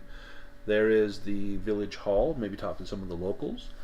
There's the sawmill that Marta Karlstrom owns that was originally going to be sold. And just refresh me on our main objective. So you're here to find out about this beast and to see kind of what kept them from getting this deal done. And so far, it would seem as though there's a few competing people in town. The three main ones that you've met are the priest, who seems to be okay with people selling their land, except for he doesn't want anything to happen to the church. The church is special to him. There's Marta, who seems to think that the priest is responsible for it. She pulled you aside and said, look here. But you already distrust her because clearly she went through your belongings. She is distrustful of Dorothea Skite and said that that woman does not have the town's best interest at heart. Dorothea, who is presumably the wealthiest person in town, she owns all the land. Marta owns the sawmill and is wealthy, but not to the level of Dorothea. Dorothea wants to get out of town. She would be more than happy to sell. Clearly, Marta does not want the town to sell the land. The priest does not want the church sold, but Dorothea mentioned that there was rich veins of iron ore under the church. Yes, indeed. So that's probably why von Meyer wants the church, is for that iron ore. So maybe this is all about money. But then there's the matter of the Grim. Clearly it slew Gottfried Hammerstrom and frightened poor Niels Lindstrom into a stupor. Yes, that we have discovered. Now to sort out this matter of the selling of the land. Well, Imogen, any ideas as to what we should do? Well, I'm unsure, but I did have a thought about the Grim. You said it was a deceased cat that was buried on the land multiple years ago. I was thinking that maybe if we liberated it from the property, it wouldn't guard the church anymore from... So, you know that there's probably some sort of... So, in his office there were lots of books. Old religious books and holy books and things like that. And there's probably something in there that's been passed down for centuries. Maybe something that even talks about when the Grim was first summoned to the church. And if you could get access to that, maybe you could find out some information. That would be helpful. Do you go out and just ask the priest, or do you decide to come back and sneak your way in so as not to draw attention to yourself? He did offer us room here, if we so chose. Yes, perhaps we could stay with the priest, and during the night I could get access to these books, maybe? Sure. Do you do anything else during the day, or just going to move your belongings over here? I would like to confront Marta about her rifling through my beloved belongings. Well, she wouldn't be home now. She would be at the sawmill that she oversees. You're welcome to go and see her there and speak with her if you like. Sure. I'm going to do that first, and then you can move your belongings over to the church. Certainly, I would also like to speak with some of the townsfolk and get the general feeling about this whole land selling deal. Well, do you want to split up? Perhaps, I think during the day we should be fine. Okay, so we'll take Imogen to the sawmill. And one problem with this art is the wheel isn't actually in the water, which it should be, so just pretend that there's water where that wheel is. It's a drought here. It is. Sawmill's not very productive, apparently. The sawmill is located on the bank of the brook, with a great water wheel powering the saw inside the building. The foundation is made of stone, and the rest of dark wood. Owned by Marta Karlstrom, the sawmill saws and treats the lumber used in the village, much of which must be bought from Dorothea Skite, as Karlstrom's own forests pale in comparison. Marta gives you an enthusiastic tour of the mill, stressing the innovations like steam power will always lack the precision of good old manual effort. There's a group of villagers working at the sawmill. They look at you with smiling faces, happy to be at work, yet you can't notice a look of distrust behind their eyes. You are, after all, an outsider.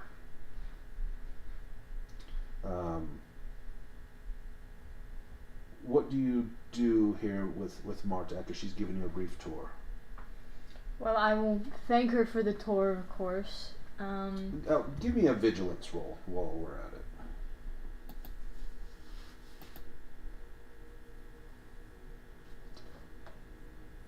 Not quite. Do you want to push that? Well, perhaps I will. It's up to you. You don't have to.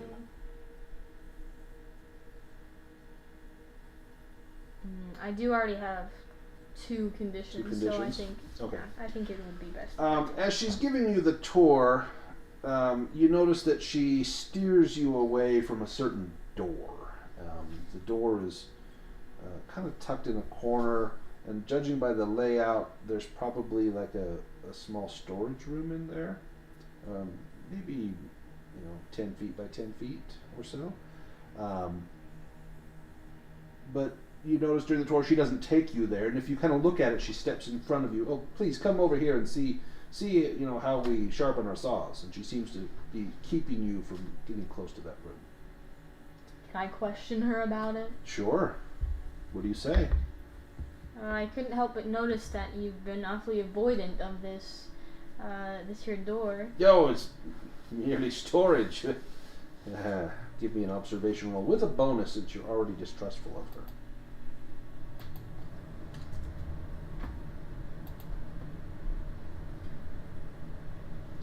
Wow. Do you want to push that? No, I won't. Okay. Yeah, it's just storage. Well, then I'm sure you would not have a problem with me touring that as well. Well, I wouldn't, but we seem to have lost the key, and until we get another one made, we simply can't get to our sharpening stones that are in there. We just have to use the ones we have out here. And she kind of smiles at you like, hey. Right then. Do you confront her at all about what's going on? Perhaps I'll steer her towards more of a private, maybe a corner or an area away from all the townsfolk to... Okay, she kind of pulls you aside. Yes, what's on your mind, young lady? Well, something I discovered last night. My belongings had been searched through and placed back like in different places than I would normally have them, and I just wanted to bring this to your attention. You wouldn't happen to know anything about this, would you? I'd wager it was that Wilhelmina Skite. I saw her lurking around the grounds. She was out hunting rabbits or deer or some such with a bow. I've been here, of course. I think she must have gone in and probably had a look. Did she take any money of yours? No. You didn't notice No money was stolen, no. Yeah, it's that little wretch, Wilhelmina. That's who it was. Surely. Well, I appreciate you giving me this insight, of course. Yes, of course. Feel free to bring your belongings here where we can lock them up if you like, or I can lock them up at the house. I'm terribly sorry about this. I will have a word with them. Of course, thank you. Yes. Before I leave, can I just, maybe away from her gaze, can I just try the door on that. Give me a super stealth clean. roll to see if you can get over there without drawing attention.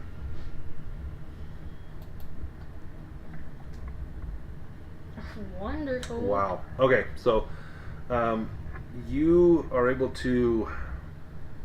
Maybe you tell her that you're leaving, and you head out the door, and you look, and she goes back to some business, and you just turn around and kind of come back in. And there are workers here and there, and you kind of hide behind pillars and sneak past a saw machine and hide behind a little pile of lumber, and you make it over to that door, and you try the door, and it's locked. If you want to try to jimmy that open, you can. You did roll quite well. I'll give you a bonus of 2 on your stealth roll if you want to try and open that. I will.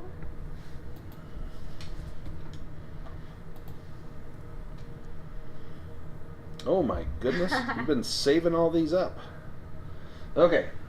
I'm very good in stealth. You take a hairpin out of your hair and you put it into the lock and jiggle it a little bit, and sure enough, it opens. And let me find this here. Where have I got this?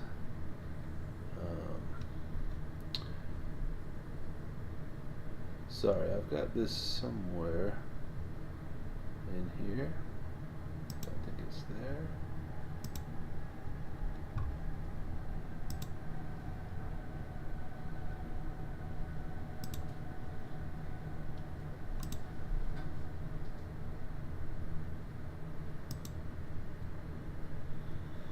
You find this in that room. A green and elaborately ornamented robe and a large pentagram painted on the wall with Liberorum Fidus carved into it.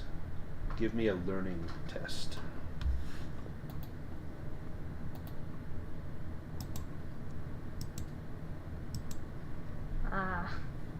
You have no idea what that means. But you, with your background in occultism, you know that this is Latin, and carvings on the wall seem to indicate that there is some sort of ritual that takes place either here or at least in town, and that this robe and these words are somehow associated with some sort of cult. You also find 2 handouts.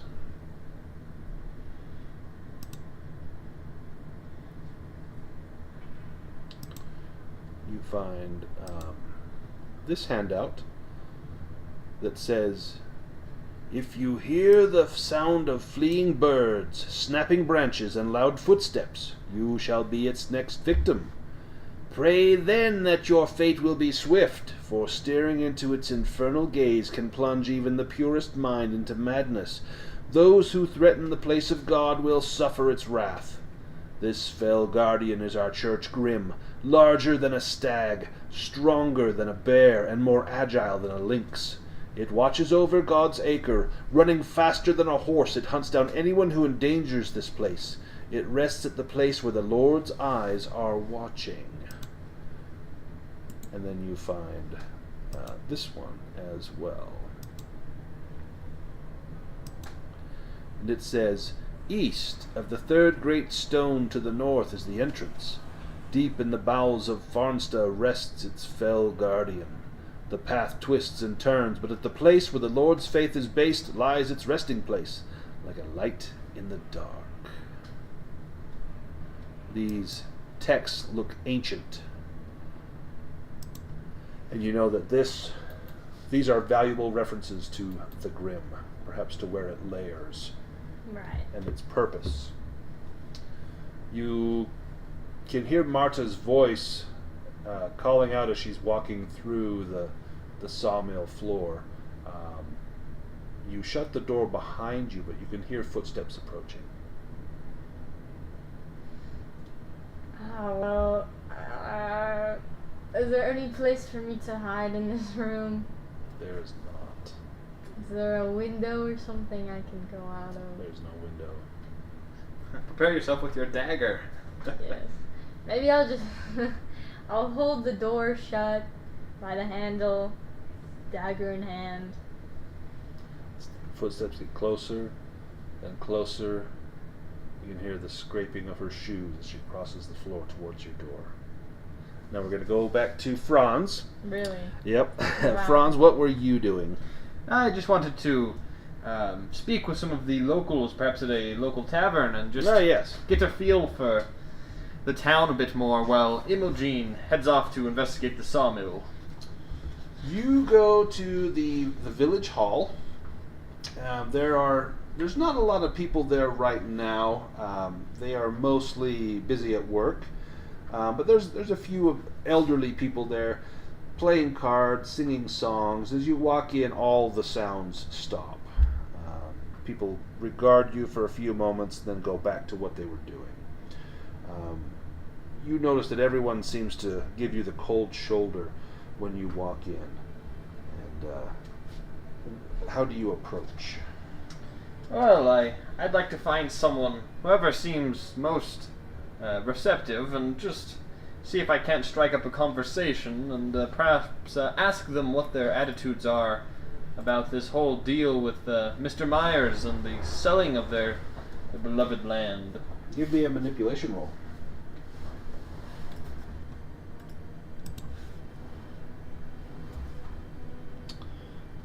You got a success. Yes, indeed. You managed to get one of the old men of the village to speak up, and he tells you, don't mind all these young folk. They'll not to do with you, but I'm not afraid of the outside. I am nearing the end of my time, and to greener pastures I go. But you're not the last foreigner, outsider to be here. There was 2 men sent from Harnessand roughly 2 weeks ago to inspect the forests around the village. They were impressed with what they found. Hammerstrom was often seen at the old Skite residence. He was there a lot. But old Marta, she thinks she's the queen of the village. I can say that now because I no longer work for her.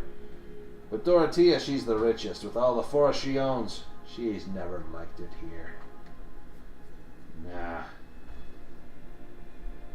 Well, it sounds like there's some nasty characters in this town. Well, not here at the village hall. We're all No, but these persons you've described, sir. Yeah, who has need of them? I just drink myself into a stupor every day and eat whatever I've got in the pantry at night. It's a good life. Well, indeed, and perhaps you can have your next drink on me, and I'll just give him whatever currency I have, just a little bit of currency to afford himself a drink. Give me a resources roll. Should be at the top of your character sheet. Yes. One moment. Should be up at the top. I have a 2 in Go ahead resources. and click the word resources. Yes, You I should see roll it that. now. Oh.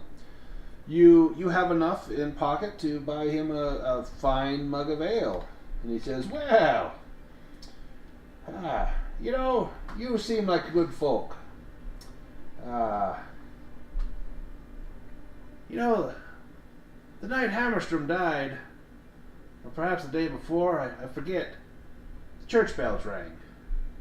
They rang again last night, so you just be careful. I'd hate to have something befall your generosity. Oh, thank you for the warning. Yeah, I'll be vigilant. nothing to worry about though. It's just those bells will, kind of bring out the worst in people. Don't ever go around the church at night though. You see, just some advice. Well, I will take that advice and Thank you, sir. I must be on my way, though. I have a companion to meet up with, and have a splendid rest of your afternoon. Yes, of course. So where do you go to meet up? I'm just going to start heading towards the sawmill, I suppose. Okay. I just wanted to meet some of the town folk and get a general feel for things, but I think it'd be best if I met up with Imogen and discussed what we think would be best to do going forward. You head over to the sawmill and you see, just how beautiful and serene it is, and you can hear the bustle of activity inside. As you walk in, you look down this long hallway of the sawmill. In fact, I think I've got a map of the sawmill. Let's go ahead and take you there. And you come into the sawmill through the machine room. There's a long hallway, and there's a door, and you can see Marta walking towards the door, and she puts her hand on it, begins to turn, and you can feel the knob turning. And you see her, and she's trying the door and struggling, and she's looking around, and she kind of pats her pocket, looking for something. What do you do? Well, I will call out Marta. Excuse me, do you know where Imogen, she is? She mentioned she was headed to the sawmill. I wish to speak with her. Oh, and she turns around and she walks away from the door, and you feel the tension on the knob release. She walks towards you. She left. She was here. I gave her the grand tour, and she decided to, I think she went back home, maybe for a nap. She seemed quite tired. She's not here. Do you try and sneak out while she walks away? Yeah, I will. Give me a stealth roll, since you're being distracted with a +1 bonus.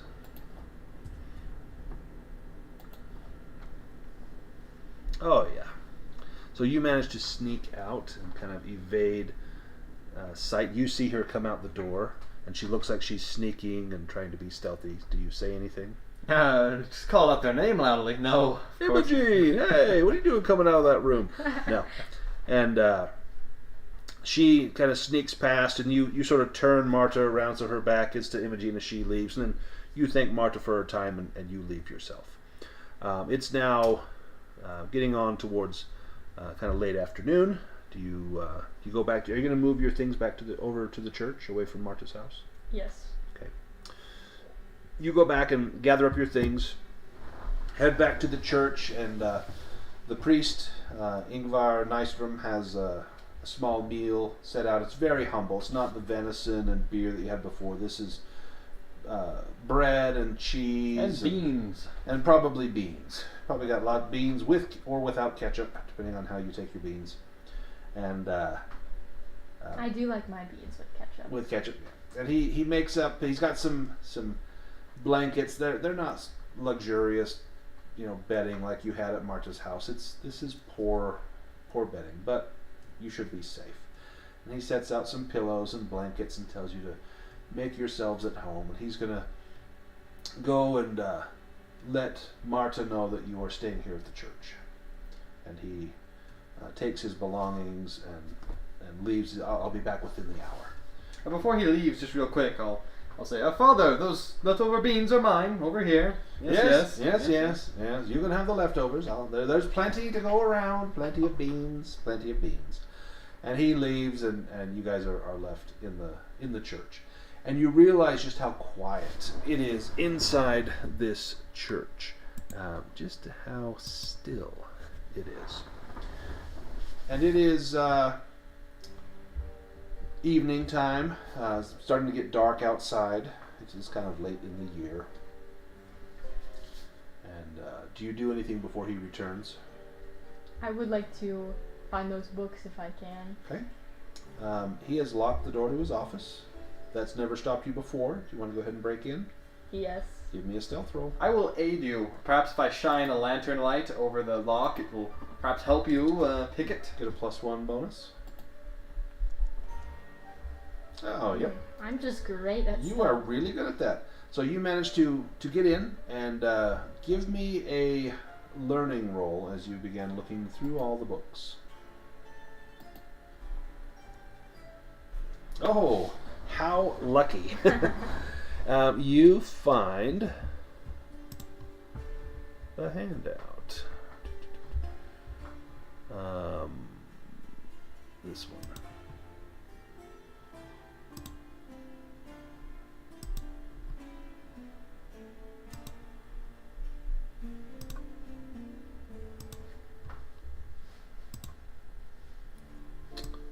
this one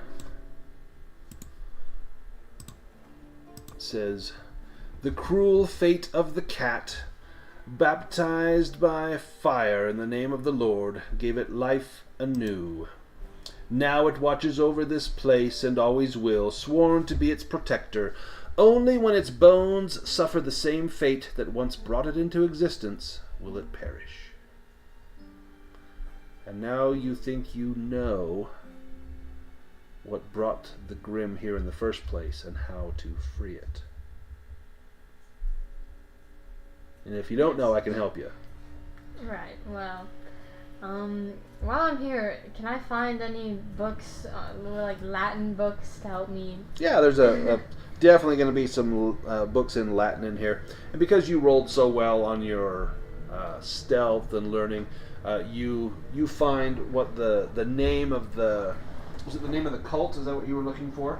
Yes. The name of the cult that you found on those... what was it? The robes? Carved into the yeah. wall, wasn't it? Yes. Oh, carved into the wall. And it says the League of the Free. Is there any other information on this? No, just basically working out the translation of the Liberorum Fides means the League of the Free. Is there any other book in here that might have information on the cult? And with my extensive knowledge of the occult, being an occultist myself. If you want to perform a seance with your tarot cards, maybe contact Mr. Hammerstrom. Why not? Or you can try to contact the Grim. I think I will contact the Grim. That sounds a lot more... So tell me how your tarot cards work. Let's see, the tarot cards... Or am I doing seance? Well, I think it's the seance. Yeah. Right. Tell me how your seance works. Let me... that up again. So, I can use observation to perform a seance where I predict people's futures and contact the dead. Any extra successes provide more information, prolong the contact, or cause spirits to materialize. If I fail, you are given inaccurate information, attacked, or suffer a condition. Okay. And you are trying to contact the Grim? Yes. Okay. Make your observation roll. Now, if you use your tarot cards, does that give you a bonus? Let's see. Yes, bonus of 1 on observation. So I think when you do your observation, it'll, like, there's a pull down for adding gear or something. Yep. Ooh. That was close. Okay. You take your tarot cards, shuffle them, cut the cards, and deal them out in a spread. And as you deal out these cards, you lay them down and begin to call out loud as though you are summoning this Vaesen to come and make contact with you. And the first card you put down is the death card. And this card does not necessarily mean death, but it means rebirth. And you know that this card represents the Grim. It died and was reborn. It was once a cat and is now this terrible spirit. You begin placing down more cards, and you notice that the room begins to fill with dark, ashy smoke. And it hugs the floor as though it's very heavy smoke. It begins to swirl and boil. And then you hear a low growling coming from the corner of the room.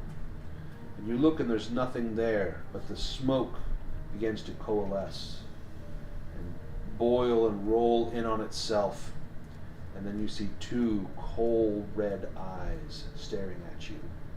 And they're down low, but as the creature begins to rise up from a crouched position, you realize just how large it is.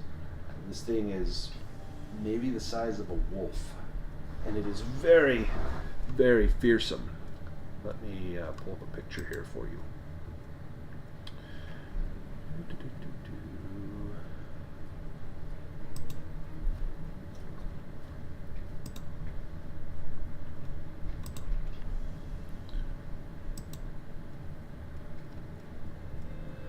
You see this enormous cat-like creature appear.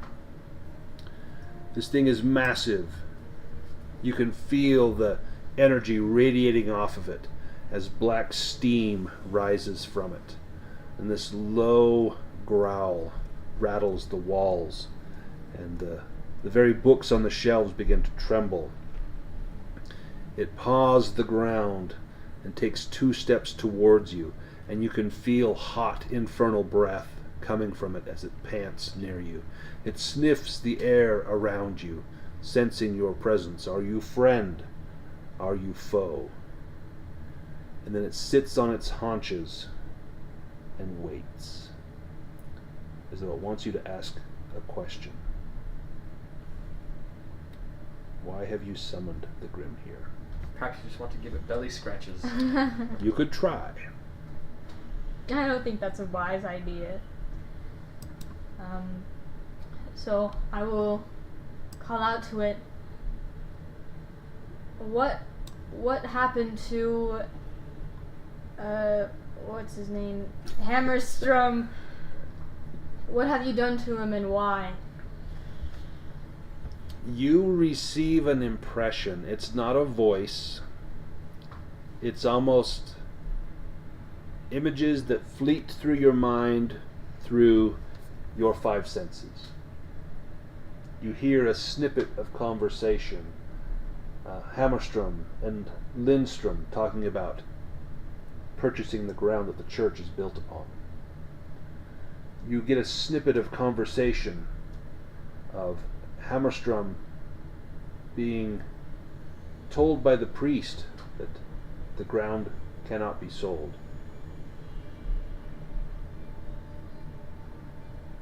You see in your mind's eye Hammerstrom opening a letter, and the handwriting in this letter is not the same that you saw in the priest's journal. The priest did not write this letter that says, "Meet me at the church," signed Ingvar Nystrom. Someone else wrote this letter. And then you get a smell of sawdust, oil, cooked venison, beer, and aquavit. The smell of Marta Karlstrom's perfume. She's wearing some sort of black robe over an ornate green dress. There's an amulet around her neck. She's walking down through a dank, dark cave. It smells of earth, and insect, and mildew. She's meeting with others in the village. A few faces, but none that you recognize. Maybe 1 or 2 from the sawmill, but you're not sure. And then you hear her calling upon the Grim to slay Mr. Hammerstrom. And then, almost as though you are the Grim, you see yourself galloping through dark woods, like a horse galloping at night, falling upon Mr. Hammerstrom, snapping his neck with ease with your vicious bite, the hot spurt of blood in your mouth as his arteries and veins are opened. You hear the shriek of Mr. Lindstrom fleeing the scene in madness. You rend Mr. Hammerstrom's body to pieces, and then you slowly lope back towards the churchyard, through the graveyard, past the 3rd stone, and down into the cave. And then you hear a growl. You're back in the church, in the room, seeing the Grim, and he begins to to growl in anger. He begins to hiss and rises up on his haunches. He's looking very upset now. Let me send you a picture. Yikes. And he bids you to release him from this summoning. And I will open my arms out to him and call, I can set you free, I will set you free. The black smoke, or he melts down into black smoke, and it begins to fade into nothingness. And outside in the distance, you hear a cry of an animal. It sounds like it's in pain, and it just echoes out through the woods. That is your seance. Right, well, I've made an oath to the Vaesen now. I have to set it free.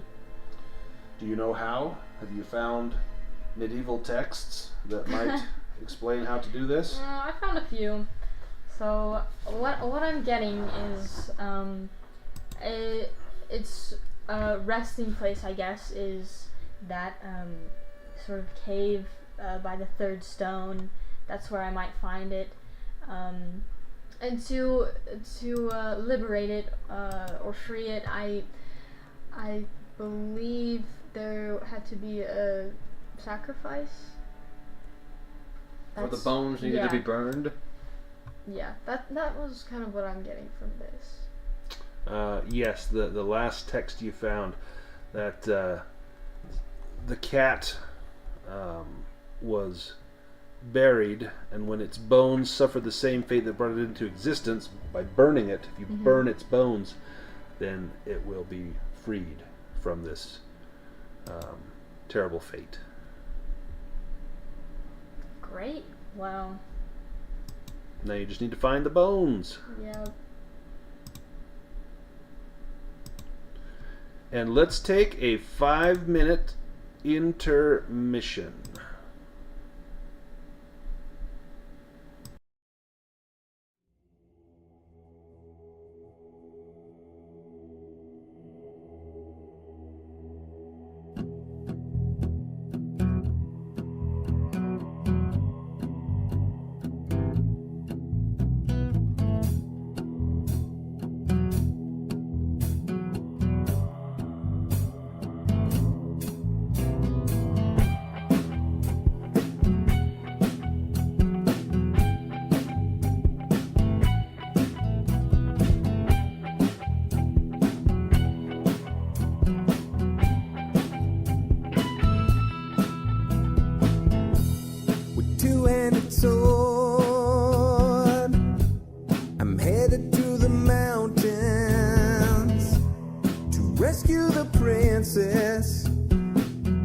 From the evil goblin, I ignore all the signs of impending danger, because I'm a fighter and not some crappy ranger. 47 hit points and a high dexterity, 17 for strength. Kobolds are afraid of me, crafted from numbers on living paper. I skip from mundane to a medieval caper. While in real life, my fate is unspoken. Hero roll of the dice, and my fate is unspoken.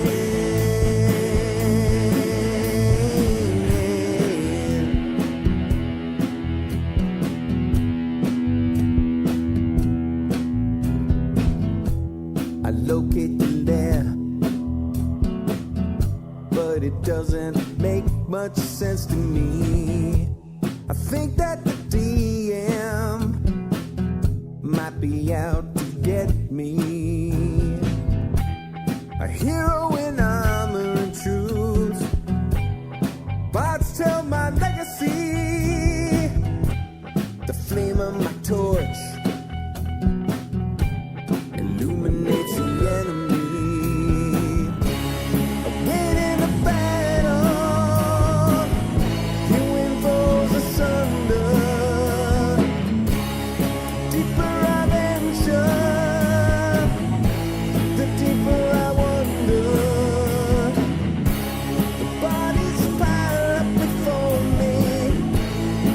thoughts as I ponder, the deeper I venture, the deeper I wonder, crafted from numbers on living paper. I skip from the mundane to a needed caper. And while in real life my fate is unspoken, hero roll of the dice and my fate is unspoken.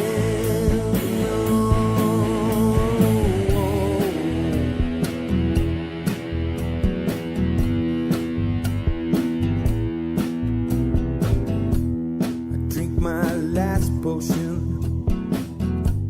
I charge through the open gate. The flame of the dragon tried to seal my awful fate. With a handful of dice, 5 times I roll 20. The dragon goes down, the DM bloody. I leave with the princess, a satchel chock full of gold. We head to the tavern where my mighty tale unfolds.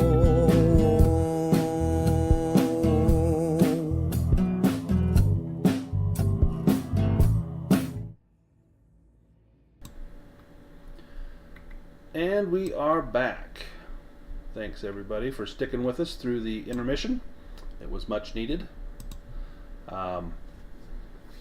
Going forward, what is the plan, Franz and Imogen? Well, after some deliberation, we believe that it would be best if we were to first take care of this Grim business and release this Grim, as Imogen has vowed to do so. But then we also deem it necessary to rid the town of this cult leader, Martha, we've been staying with, and if that is by violent means, then so be it. All right. Imogen, how do you propose about freeing this Grim? Well, first of all, we need to find its resting place. So, Do you have any inkling of where that might be? well, in my vision, I have seen the Grim strolling through the graveyard and going to a cave. I believe in my investigations, you saw that those medieval texts, it mentioned a stone that we could find the cave, the catacomb. Is it the Yeah. third stone or something like that? Yeah, something of the sort. Okay. In my investigations. Now, what were you doing while she was doing the seance? I think Franz was most likely keeping an eye out for the priest returning. It would be unfortunate if he came back and we were snooping through his things. So, shortly after you hear the howling, or you heard the howling outside, that mournful cry of a beast, you are near the entrance, I would assume. Are you inside or outside? I will be outside, perhaps next to the doorway. It will be open if I need to make a hasty retreat. You see someone walking towards the church, and he's walking with some haste, and it's the priest, and you see him getting closer and closer, and he's looking behind him. He continues to look behind him as though something is clearly wrong. And as he sees you, he calls out, "Get inside! Get inside! She controls it!" And then you see a great shadowy beast. You've not seen the Grim yet. Great shadowy beast leap out of the trees and bowl him over like a linebacker taking out a wide receiver.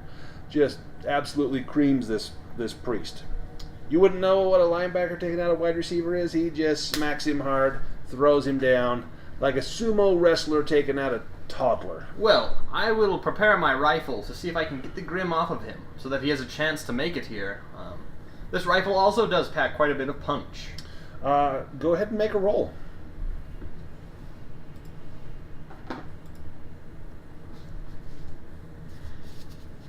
That is a success. Give me one moment. Perhaps if this dazes the Grim, I can run out and give the priest a hand to quickly get inside the church. What's your damage? My damage is 1 through 3. Do I need to roll that? Now, you clicked on range combat, not on your weapon. Yes. So click on your weapon, and it'll still be a success. I'll take that. 2 successes. Well, we're just going to take the 1 success, but I believe your gun does 2 damage. Yes. It's Would it be probably an extra damage from the extra success? Well, but I'm taking your first roll, where you got 1 success. So that would just do the 2 damage. I think it's probably 1 damage if you do a rifle butt, and 2 damage if you shoot someone. So you fire the gun, and your bullet passes through the Grim. There's no thud of an impact, no clear indication that you have struck this beast, although you know that you did.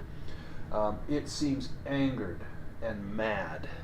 And where it had at first just knocked the priest over, now it takes a great claw and rips him from the back of his scalp all the way down to his low back, and just flays his entire low back open. His high-pitched squeal and scream sends chills down your spine.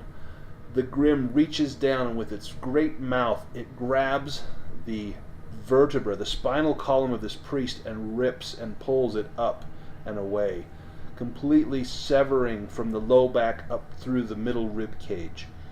Pulling this spinal column out of this priest, he passes out, and blood sprays everywhere as his arteries are split open. Give me a fear test, empathy or logic. Would I get a bonus, as I've seen worse things in the course of war? I am going to give you a bonus because you've seen it. Most of this fear is not for the violence, but because of the Grim. So you managed to avoid taking any conditions from this, but the Grim is furious, and suddenly you are. The Grim looks at you with blood dripping from its mouth, and it sorry, let me just find the section here.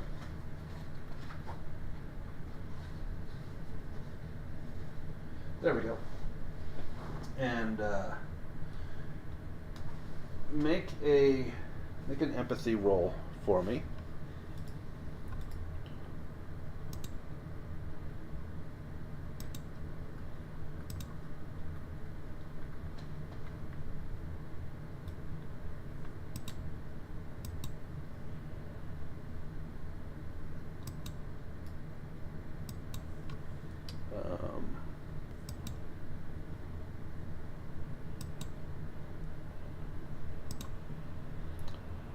You would need to beat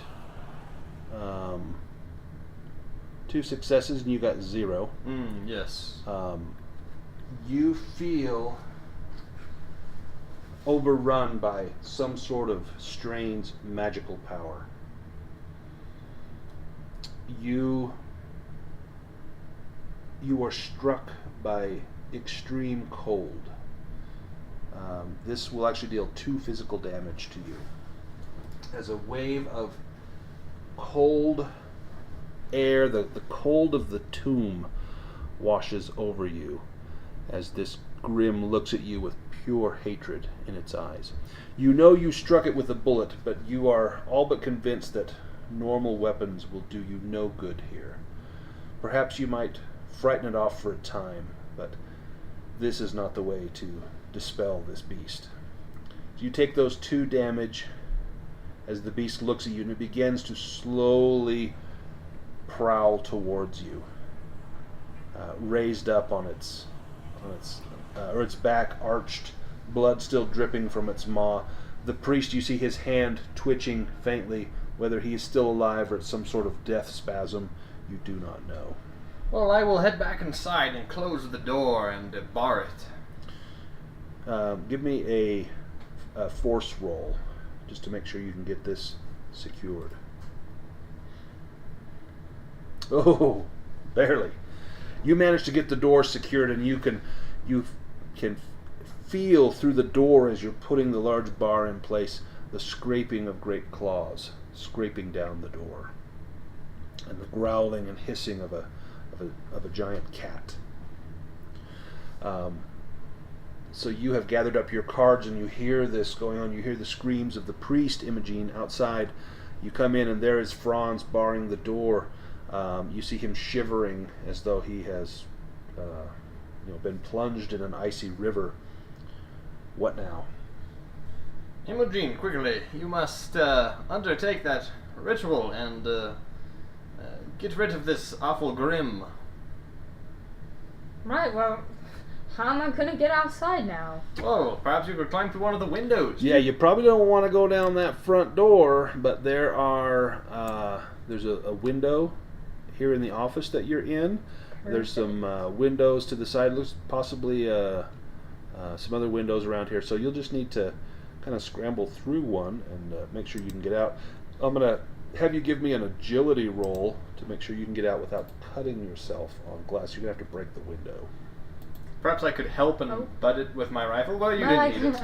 I didn't need it. So you managed to get the window open without spilling glass all over you and slicing your skin open. And maybe you, because you did so well, you got the broken glass to fall down where if you leap out, you're not going to land on it. You go out the window. I'm going to have you, Franz, make an agility roll as well with a bonus die because of Imogen's success.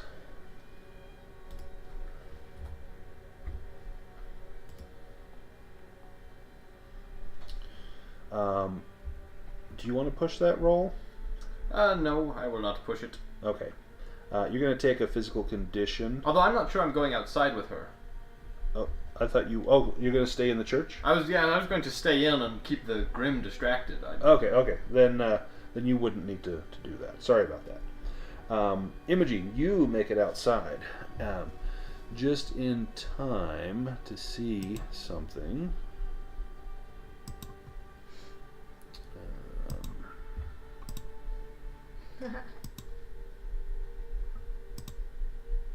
Did that show up on your screen there? Yes. Yes? Okay. You see, oops, I wanted to keep that up for me. You see several robed figures at the edge of the graveyard, heading towards a series of large stones. And near the third one, you see them crouching down and disappearing, as though there is a cave of sorts in there. I will follow them. Give me... Oh, are you trying to be stealthy? Or? Yes. I am very good at stealth, Okay. so... Give me a stealth roll.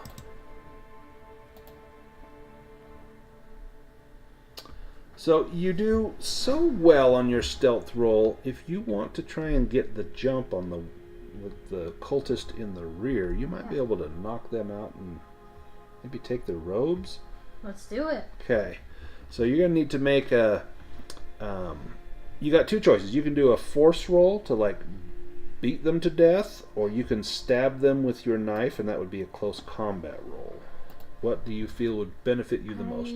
I will take close combat. I'm better in close combat. Okay, so you're going to, on your character sheet, find your knife, and you'll click on that, and you're going to get a bonus of 2 because you got the jump on them. They're not expecting you at all.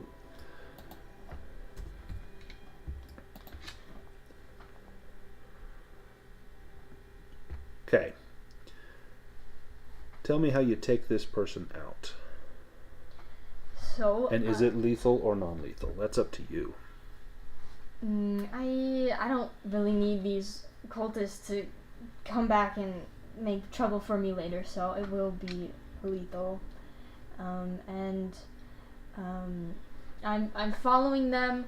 We go down into this tomb of sorts. Well, hang on, back up. So So do you just like conk them over the head, or like how do you? Yeah. Okay, or do you like stab them, like slit their throat? Mm-hmm. Okay, and then you put on the robes. Yep. Okay, sorry, just want to make sure I got it all in my head. So, and then you follow them. You're probably lagging a little bit behind. The others went on ahead without you, and it took you a second to throw the robes on. There's also an amulet that you put on that has the pentagram and says the Liberorum Fetus on it. You go down into the cave, and it's a familiar smell. This is the smell from your vision, from the seance. It smells of earth, wet dirt, mildew, worms, things like that. In some places you can easily stand through this passageway, and others you have to crouch. Not quite on your hands and knees, but kind of crouched over to get through narrow parts. It begins to smell like an animal lives in here. And you go further along, and you can see light up ahead. Until now there's been no light. You're just kind of going in the darkness, feeling your way, but you can see light up ahead, and as you're bringing up the rear, when you get to about 30 feet away, you can see up ahead a gathering of people in a large room. They're all wearing robes, and there, in their midst, is Marta Karlstrom in her beautiful green dress and black robes over the top. She's holding a knife in her hand, and in front of her is a figure bound with rope, her arms crossed over her chest. You assume it's a she because you can see her red hair coming down below a hood that's been placed over her face. So I'm guessing this is Miss Skite. Very possible.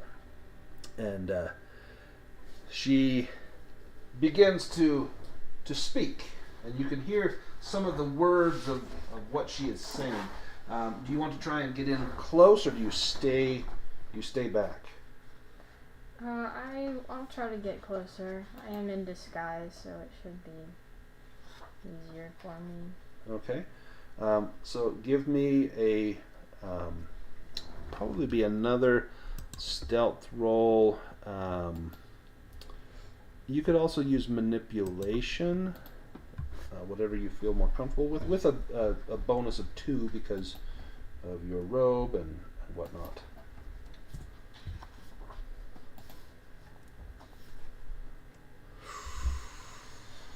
Might be a good one to push. Ooh. You do have 10 dice. Yeah, I'll push that. Okay, you take a condition. Is it a physical or mental condition? You decide. You did get 3 successes though, so that was well worth it. I will do... I'll do physical. Okay. And what is the physical condition that you took? I took exhausted. Exhausted. So it's been a day, and coming up here, you're like, oh, I can't bear to see this, but you force yourself in, and you hear Marta's voice. We, the free ones, have sworn a blood oath to honor nature in the name of the Lord. This has given us everything worth having and allowed Farnsta to prosper. It is the most precious thing we have, and now others are trying to take it from us. We have survived so much, but now our greatest threat comes not from without, but from within, from those who would destroy the house of God and its protector in pursuit of profit. I understand that many of you have doubted our ancient faith, or worse, turned traitors against this village and all we stand for as members of the Free Ones. That is why I have summoned you here tonight. Each of you will prove once and for all whether you are believers or not. And the time has also come to present our offering to the divine. Bring forth the sacrifice. And they pull the hood off of the figure, and it's the young Wilhelmina Skite. Now, dear child, you will be given the greatest gift anyone will ever receive. You have been chosen to become one with nature, and you shall be our offering to the Lord. Your blood will nourish the roots for an entire generation and keep our soil fertile. Your life will be a gift to us all, Now we present our offering to the Lord, and you, fellow members, will all make the cuts. The blood will flow, and the girl will be drained. It is time for you to honor your oaths, or leave the free ones forever. And she reaches out the knife, and you see her handing it to someone, and it's Dorothea. It's the mother of this girl, and she has a look of terror on her face. She does not want to be here. Is she going to stab her daughter? You have no idea of knowing. She takes the knife in a trembling hand and takes a step forward, looking around at everyone, almost pleading with her eyes, please don't make me do this. What do you do?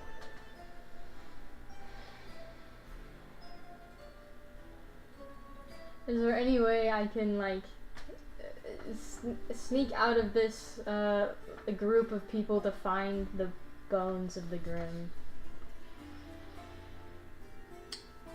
As you went into this area, there was a spot where it smelled like an animal. You think that might have been where the bones are, and it's not far from here.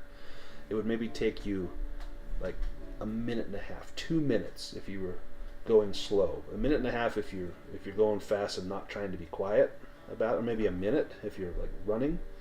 But you could get there relatively quickly. Do you think you can get there in time? I'm gonna try. Okay. I'm gonna try. Give me an agility roll. Are you gonna go fast, or are you gonna still try and be stealthy? I think I need to be quick about this. Okay, give me an agility roll. With a bonus of 1 if you haven't rolled already. Because your stealth was so good. Whew. Okay. You get to the spot where you can smell as though an animal lairs here. And from your vision in the seance, you can see that this is where the Grimm resides. As you begin looking around, you know it must be buried here. So you begin to dig with your hands. Yeah. As you're digging, you can hear the padding of paws coming down the passageway. And as you dig and dig, you discover the first bone. Looks to be a hind leg bone of a cat. And you hear a growl coming from the Grimm as you see these 2 red eyes coming in the darkness towards you. Curious but cautious. I will continue to claw at the ground, trying to dig up the rest of these bones as quickly as I can. Because of your 2 successes, you manage to find what must be the remains of this Grimm, and it is ancient. There's nothing but bones, and even the bones, many pieces are in fragments. You can scoop them kind of into a pile in the ground.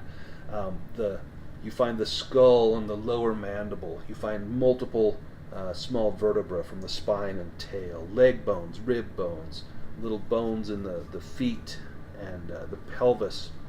You've got them in a pile, and the Grimm is approaching and growling and angry. You hear almost a wounded sound coming from it.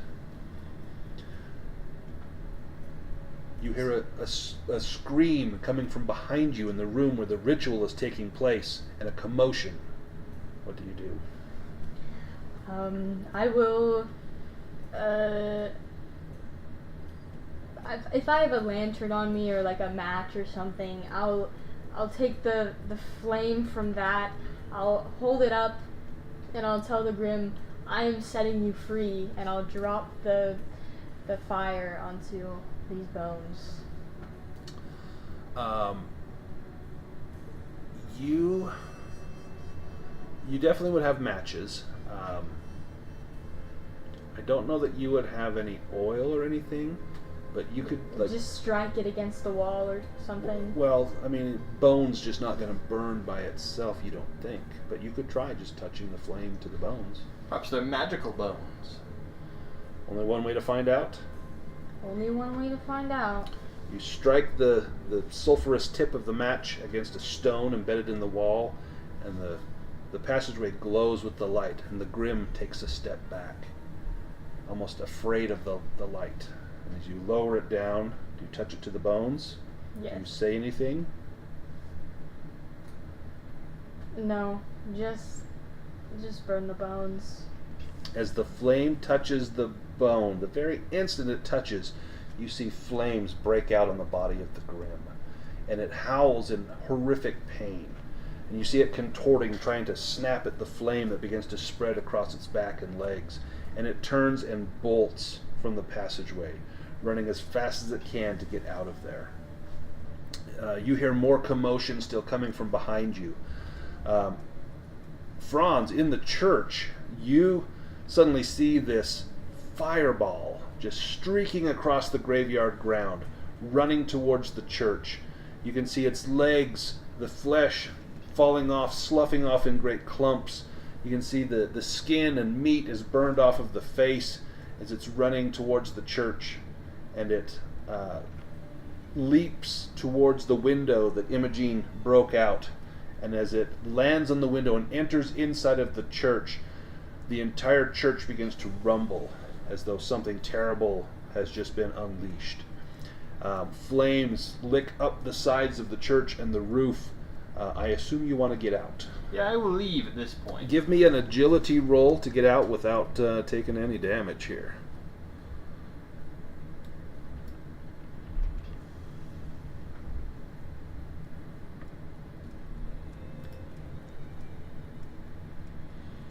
You want to push that? Perhaps I'll become frightened and I'll push it. Okay. There you go. Perfect. So you will take the condition, but you manage to get out as the Grim runs around the church, just spreading flames and fire. And you look back and you see that its body is completely gone. It's almost just a spirit of flame running around the church.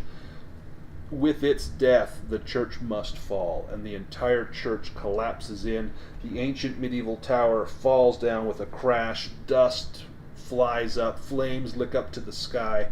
You step back and realize that whatever power had summoned the Grim has now destroyed the church that it was set out to guard. Well, I'm going to make haste to where I last saw Imogen. Head out and make sure she's all right. You head out in the direction that the Grim ran, and you can see, little flaming footprints in the grass and leaves where the Grim ran from. Looks like a cave near the stones at the edge of the graveyard, and you can follow it down into that tunnel. All right, so you lit Imogen. You lit the Grim on fire. It fled out of there. You can hear a loud commotion coming from behind you, and people begin to pour down the hallway, running out in terror. And they, seeing you in your robes, they just say, "Come on, quickly, out of here, she's gone mad," and begin to kind of pull you out. Do you stay or do you run with them? I will pull out of their grip and run in the direction of where they were. Okay, so you get in there and you see Marta Karlstrom plunging a knife into the chest of Dorothea Skite. Oh. And she's plunging it over and over and repeatedly. As she's plunging it into her, she's screaming and crying for help. "Someone save my daughter!" And finally, Marta slashes her across the face, and she tries to cut her throat but misses, and gets her on the cheek and slices through her cheek, through her tongue, and out the other side. Oh, wow. A spray of teeth and blood and bits of tongue go flying out of her mouth, and Dorothea falls down, dying. And Marta turns and looks at you with this bloody knife in her hand. "You have done this. You have wrought this destruction. We could have lived in peace. Now you will die just like she did." And she begins to stalk towards you, knife in hand. Okay. Let's, Will I be there by then? you will be there very shortly. Let's pull out some tokens. There's Marta, Wilhelmina, and again, this is the church. Let's actually, let me pull up the graveyard picture. It's a little cooler here. So we'll send you guys to the graveyard. Okay. So here is Marta. And Wilhelmina is kind of tied up over here. And again, this has nothing to do with the picture. We're just pulling tokens out. This is just something to look at. This is all theater of the mind. Dorothea is dead, probably like over here. She was, trying to protect her daughter. Let's pull out Imogen. You are here, and Franz, you are down the tunnel, probably over here. Well, as long as I can get a clear line of sight. All right, so let's pull you all into a combat. I'm going to roll or draw initiative cards for all of you. And we will begin combat. Marta will go first. She is going to target Imogen Jotunheim. And she's going to, let's see, I need to pull up the, there we go. Pull up the, attack you with the ritual dagger. And she rolls. Oh, and gets a hit. Now, you have a slow action and a fast action. The slow action is to like stab someone with a knife. The fast action is to, or like your reaction, you can try to dodge or parry. To dodge is like to get out of the way. To parry is to try and block her blow with your blade. Do you want to do either of those, or you just take the hit? I will definitely try to get out of the way. Okay, so it sounds like you're going to try to dodge. Yes. So if you want to pull up the little combat thing, you don't necessarily have to use your character sheet. If you hold down, if you get off of your character sheet and like click on your token, do you see your token? If you need to like move the page up, you can hold down the right button and kind of drag, and it will pull the page up for you. Hold down, there you go, and then click on your token, and then hit Shift and A, and it should pull up a neat little thing at the bottom. There you go, and there should be one that says like dodge. It's under the reactions. It looks like a body kind of moving sideways. I see it. And I roll that. Yeah. Oh. You do not dodge, so you're going to take 1 point of damage. So that's a physical condition. So go ahead and take that damage. I'm going to move you back the other way. There we go. It is now Franz's turn. Well, I will prepare a chamber a round in my rifle and shoot down the tunnel. So your rifle, you can use it from this range. If you were in that room, it'd be too close. You could do like butt someone, but here you're going to be able to shoot. However, she's locked in battle with Imogen, so you're going to have a penalty of 1 on that roll.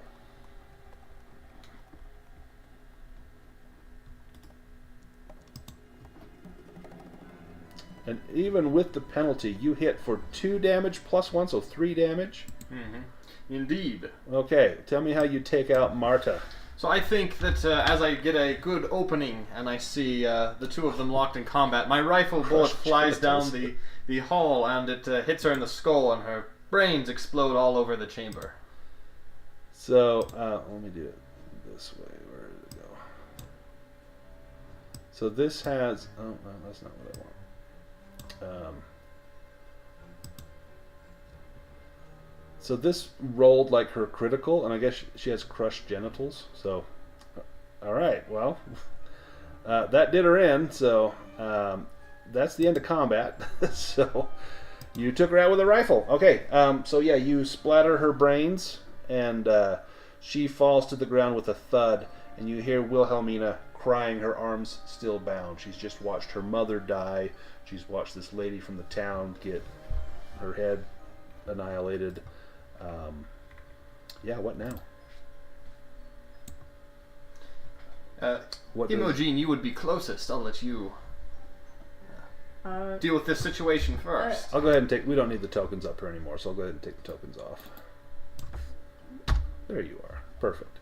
Alright, so... what do you do? I'm just gonna tell them to...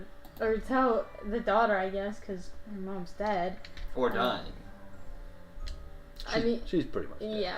Well, you can make a medicine roll if you want. If you go to help the mother first, or you go to help the daughter, or go check on the mother. I will tell the daughter to maybe get out of the cave. Well, she's tied up. Her hands. Well, are then I tied. guess I'll go and tie her. Okay. You can use your knife and easily cut her free. And she is crying, and she grabs you in a hug and just kind of crushes you to her and just sobbing and weeping for quite some time. Franz, you make it into the room. Do you want to check on Dorothea? I will make a medicine roll. Okay, do a medicine roll. Nah, she is gone. Yeah, she is gone. Had there been any chance to save her, you doubt it would have been successful. She's just taken too much damage. The knife wounds to her lungs and probably her heart, as well as the terrible wound to her face, would probably prevent her from surviving this. Give me an empathy roll, Imogene, to see if you can calm. Let's see.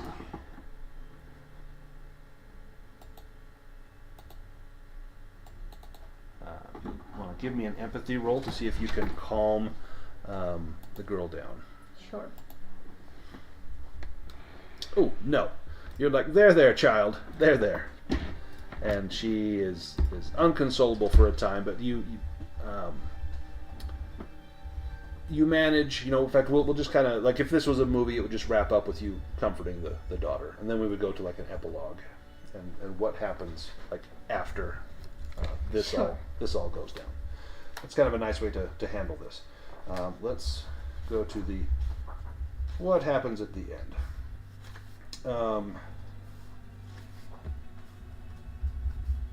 Let's see.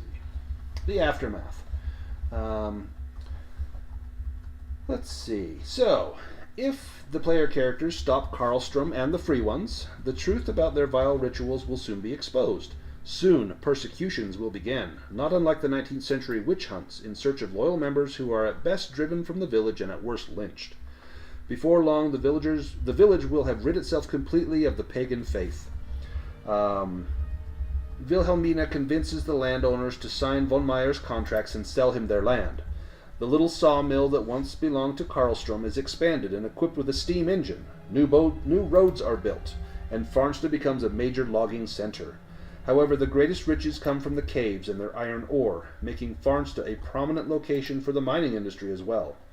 But at the same time, the fertile soil and the closeness to nature is gone, and the famous trees of Farnsta will never grow as tall again. Whether this is caused by the greedy industry or the absent offerings to the gods of nature remains a mystery. The old church is now a scorched ruin, and a modern white church is built in a different location, and the caves are excavated. The bells will never again toll at the stroke of midnight on the night before a death, and the sound of startled birds will no longer be heard at the graveyard. However, Farnsta's church has lost its guardian, and with its rapid growth, the village is plagued by grave robbing.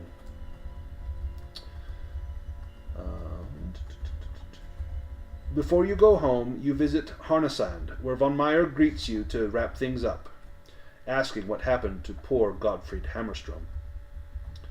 The somewhat greedy von Meyer also asks whether he can send a new representative to Farnsta to conclude his business there. Because you stopped Karlstrom, the society to which you belong is financially rewarded by the wealthy industrialist. After a time of recuperation in Harnesand, there is nothing more for you to do but return to your headquarters in Uppsala, where you gain experience points. So, let's go ahead and do some XP. So the way that this works, there's a questionnaire. Questions for experience points. In fact, we can go back to our landing screen here. So, the first question, and you guys tell me yes or no. Did you participate in the session? Yes, I think I we believe did. so. Yes, you did. So each get 1 point. Did you confront any Vaesen? Yes, we did. Yes, you did. Did you identify a previously unknown Vaesen? Yes, we did. Were you affected by your dark secret? This is something that each of you will have to answer individually. I don't believe I was. Neither did I. Did you take risks to protect other people? Absolutely, Imogene did. Did Franz take risks to protect other people? I did try and shoot the Grim to protect the priest. You did. Whether that was risky or not, it's hard to say. Well, it was a rather terrifying beast, I'd have to say. And then you did run into the caves. That I did. You did. Have you learned anything, and if so, what? Oh, we learned a great deal about how to banish a Grim, and about the goings-ons of the cult in this disturbing town. So because you learned about this cult, I'm going to say that is sufficient. There's a question about, did you develop something in your headquarters? No, that didn't happen. Did you perform an extraordinary action? Again, I think Imogen did. I think running back in, like, towards the signs of struggle when everyone else was trying to pull you out, I think that is an extraordinary action. I would have to say, staying in that graveyard by myself at night, that was pretty terrifying. Yeah, I'm inclined to say no, but I'm going to say yes, just because that was pretty brave to do. My character, were I playing, would not have done that. So that is 1, 2, 3, 4, 5, 6 experience points. So on your character sheet, there should be a spot for experience points. And when you have gained 5 XP, you can buy an advance. This means you can increase the value of a skill by 1 step, or you can buy a new talent. You can never have more than 5 in a skill, but there's no limit to how many talents you can purchase. You're also able to choose any talent you want, not just one that has to do with your archetype or occupation. So you should have enough to each gain 1 skill or 1 new talent. Do you know what you might want to do with that? I think I will take a skill, I think. Okay. Where are you going to put that point? I will put it into manipulation. Manipulation? Excellent.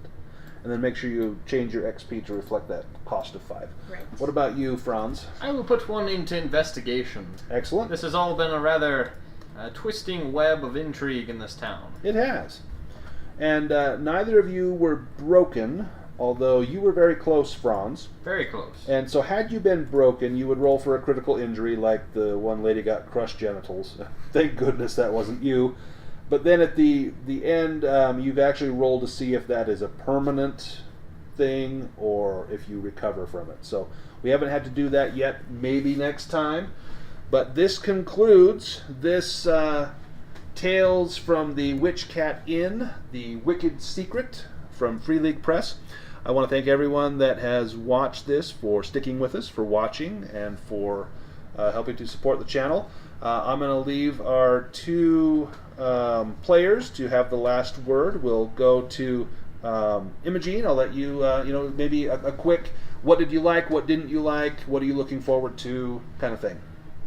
Well, I had a lot of fun. It was my first time using Foundry as well, and I really loved performing the seance. I loved the concept of the Grim. I just really liked how this session ran and turned out, so I definitely had a lot of fun. What are you looking forward to going forward? Like, what sort of adventures, do you like the suspense? Do you like the mystery? Do you like the scary? How can I tailor this to fit more what you want to get out of this? I definitely love more of the horror and suspense aspect of it. I like more of the scary, chilling things, like the Grim attacks and the visions I got from the Grim. I also like the whole occultist perspective and that aspect of it. Was all of the, finding out who did what, who said what, was that fun or was that kind of laborious for you? Like, did you get enjoyment from trying to figure out who's crooked, who's lying, who's telling the truth? I definitely like that going back and forth between, is this person lying, who's telling the truth, but I did find it a little bit, I guess I would say tedious to just go between people, fact check them on everything. Right. But, and then would you say that this was like too easy to kind of figure out what's going on, or too hard, or just right? I would say it's just right. We had that of course, we had to go between the people to find out who did what, and we also got a lot of clues, like the notes, the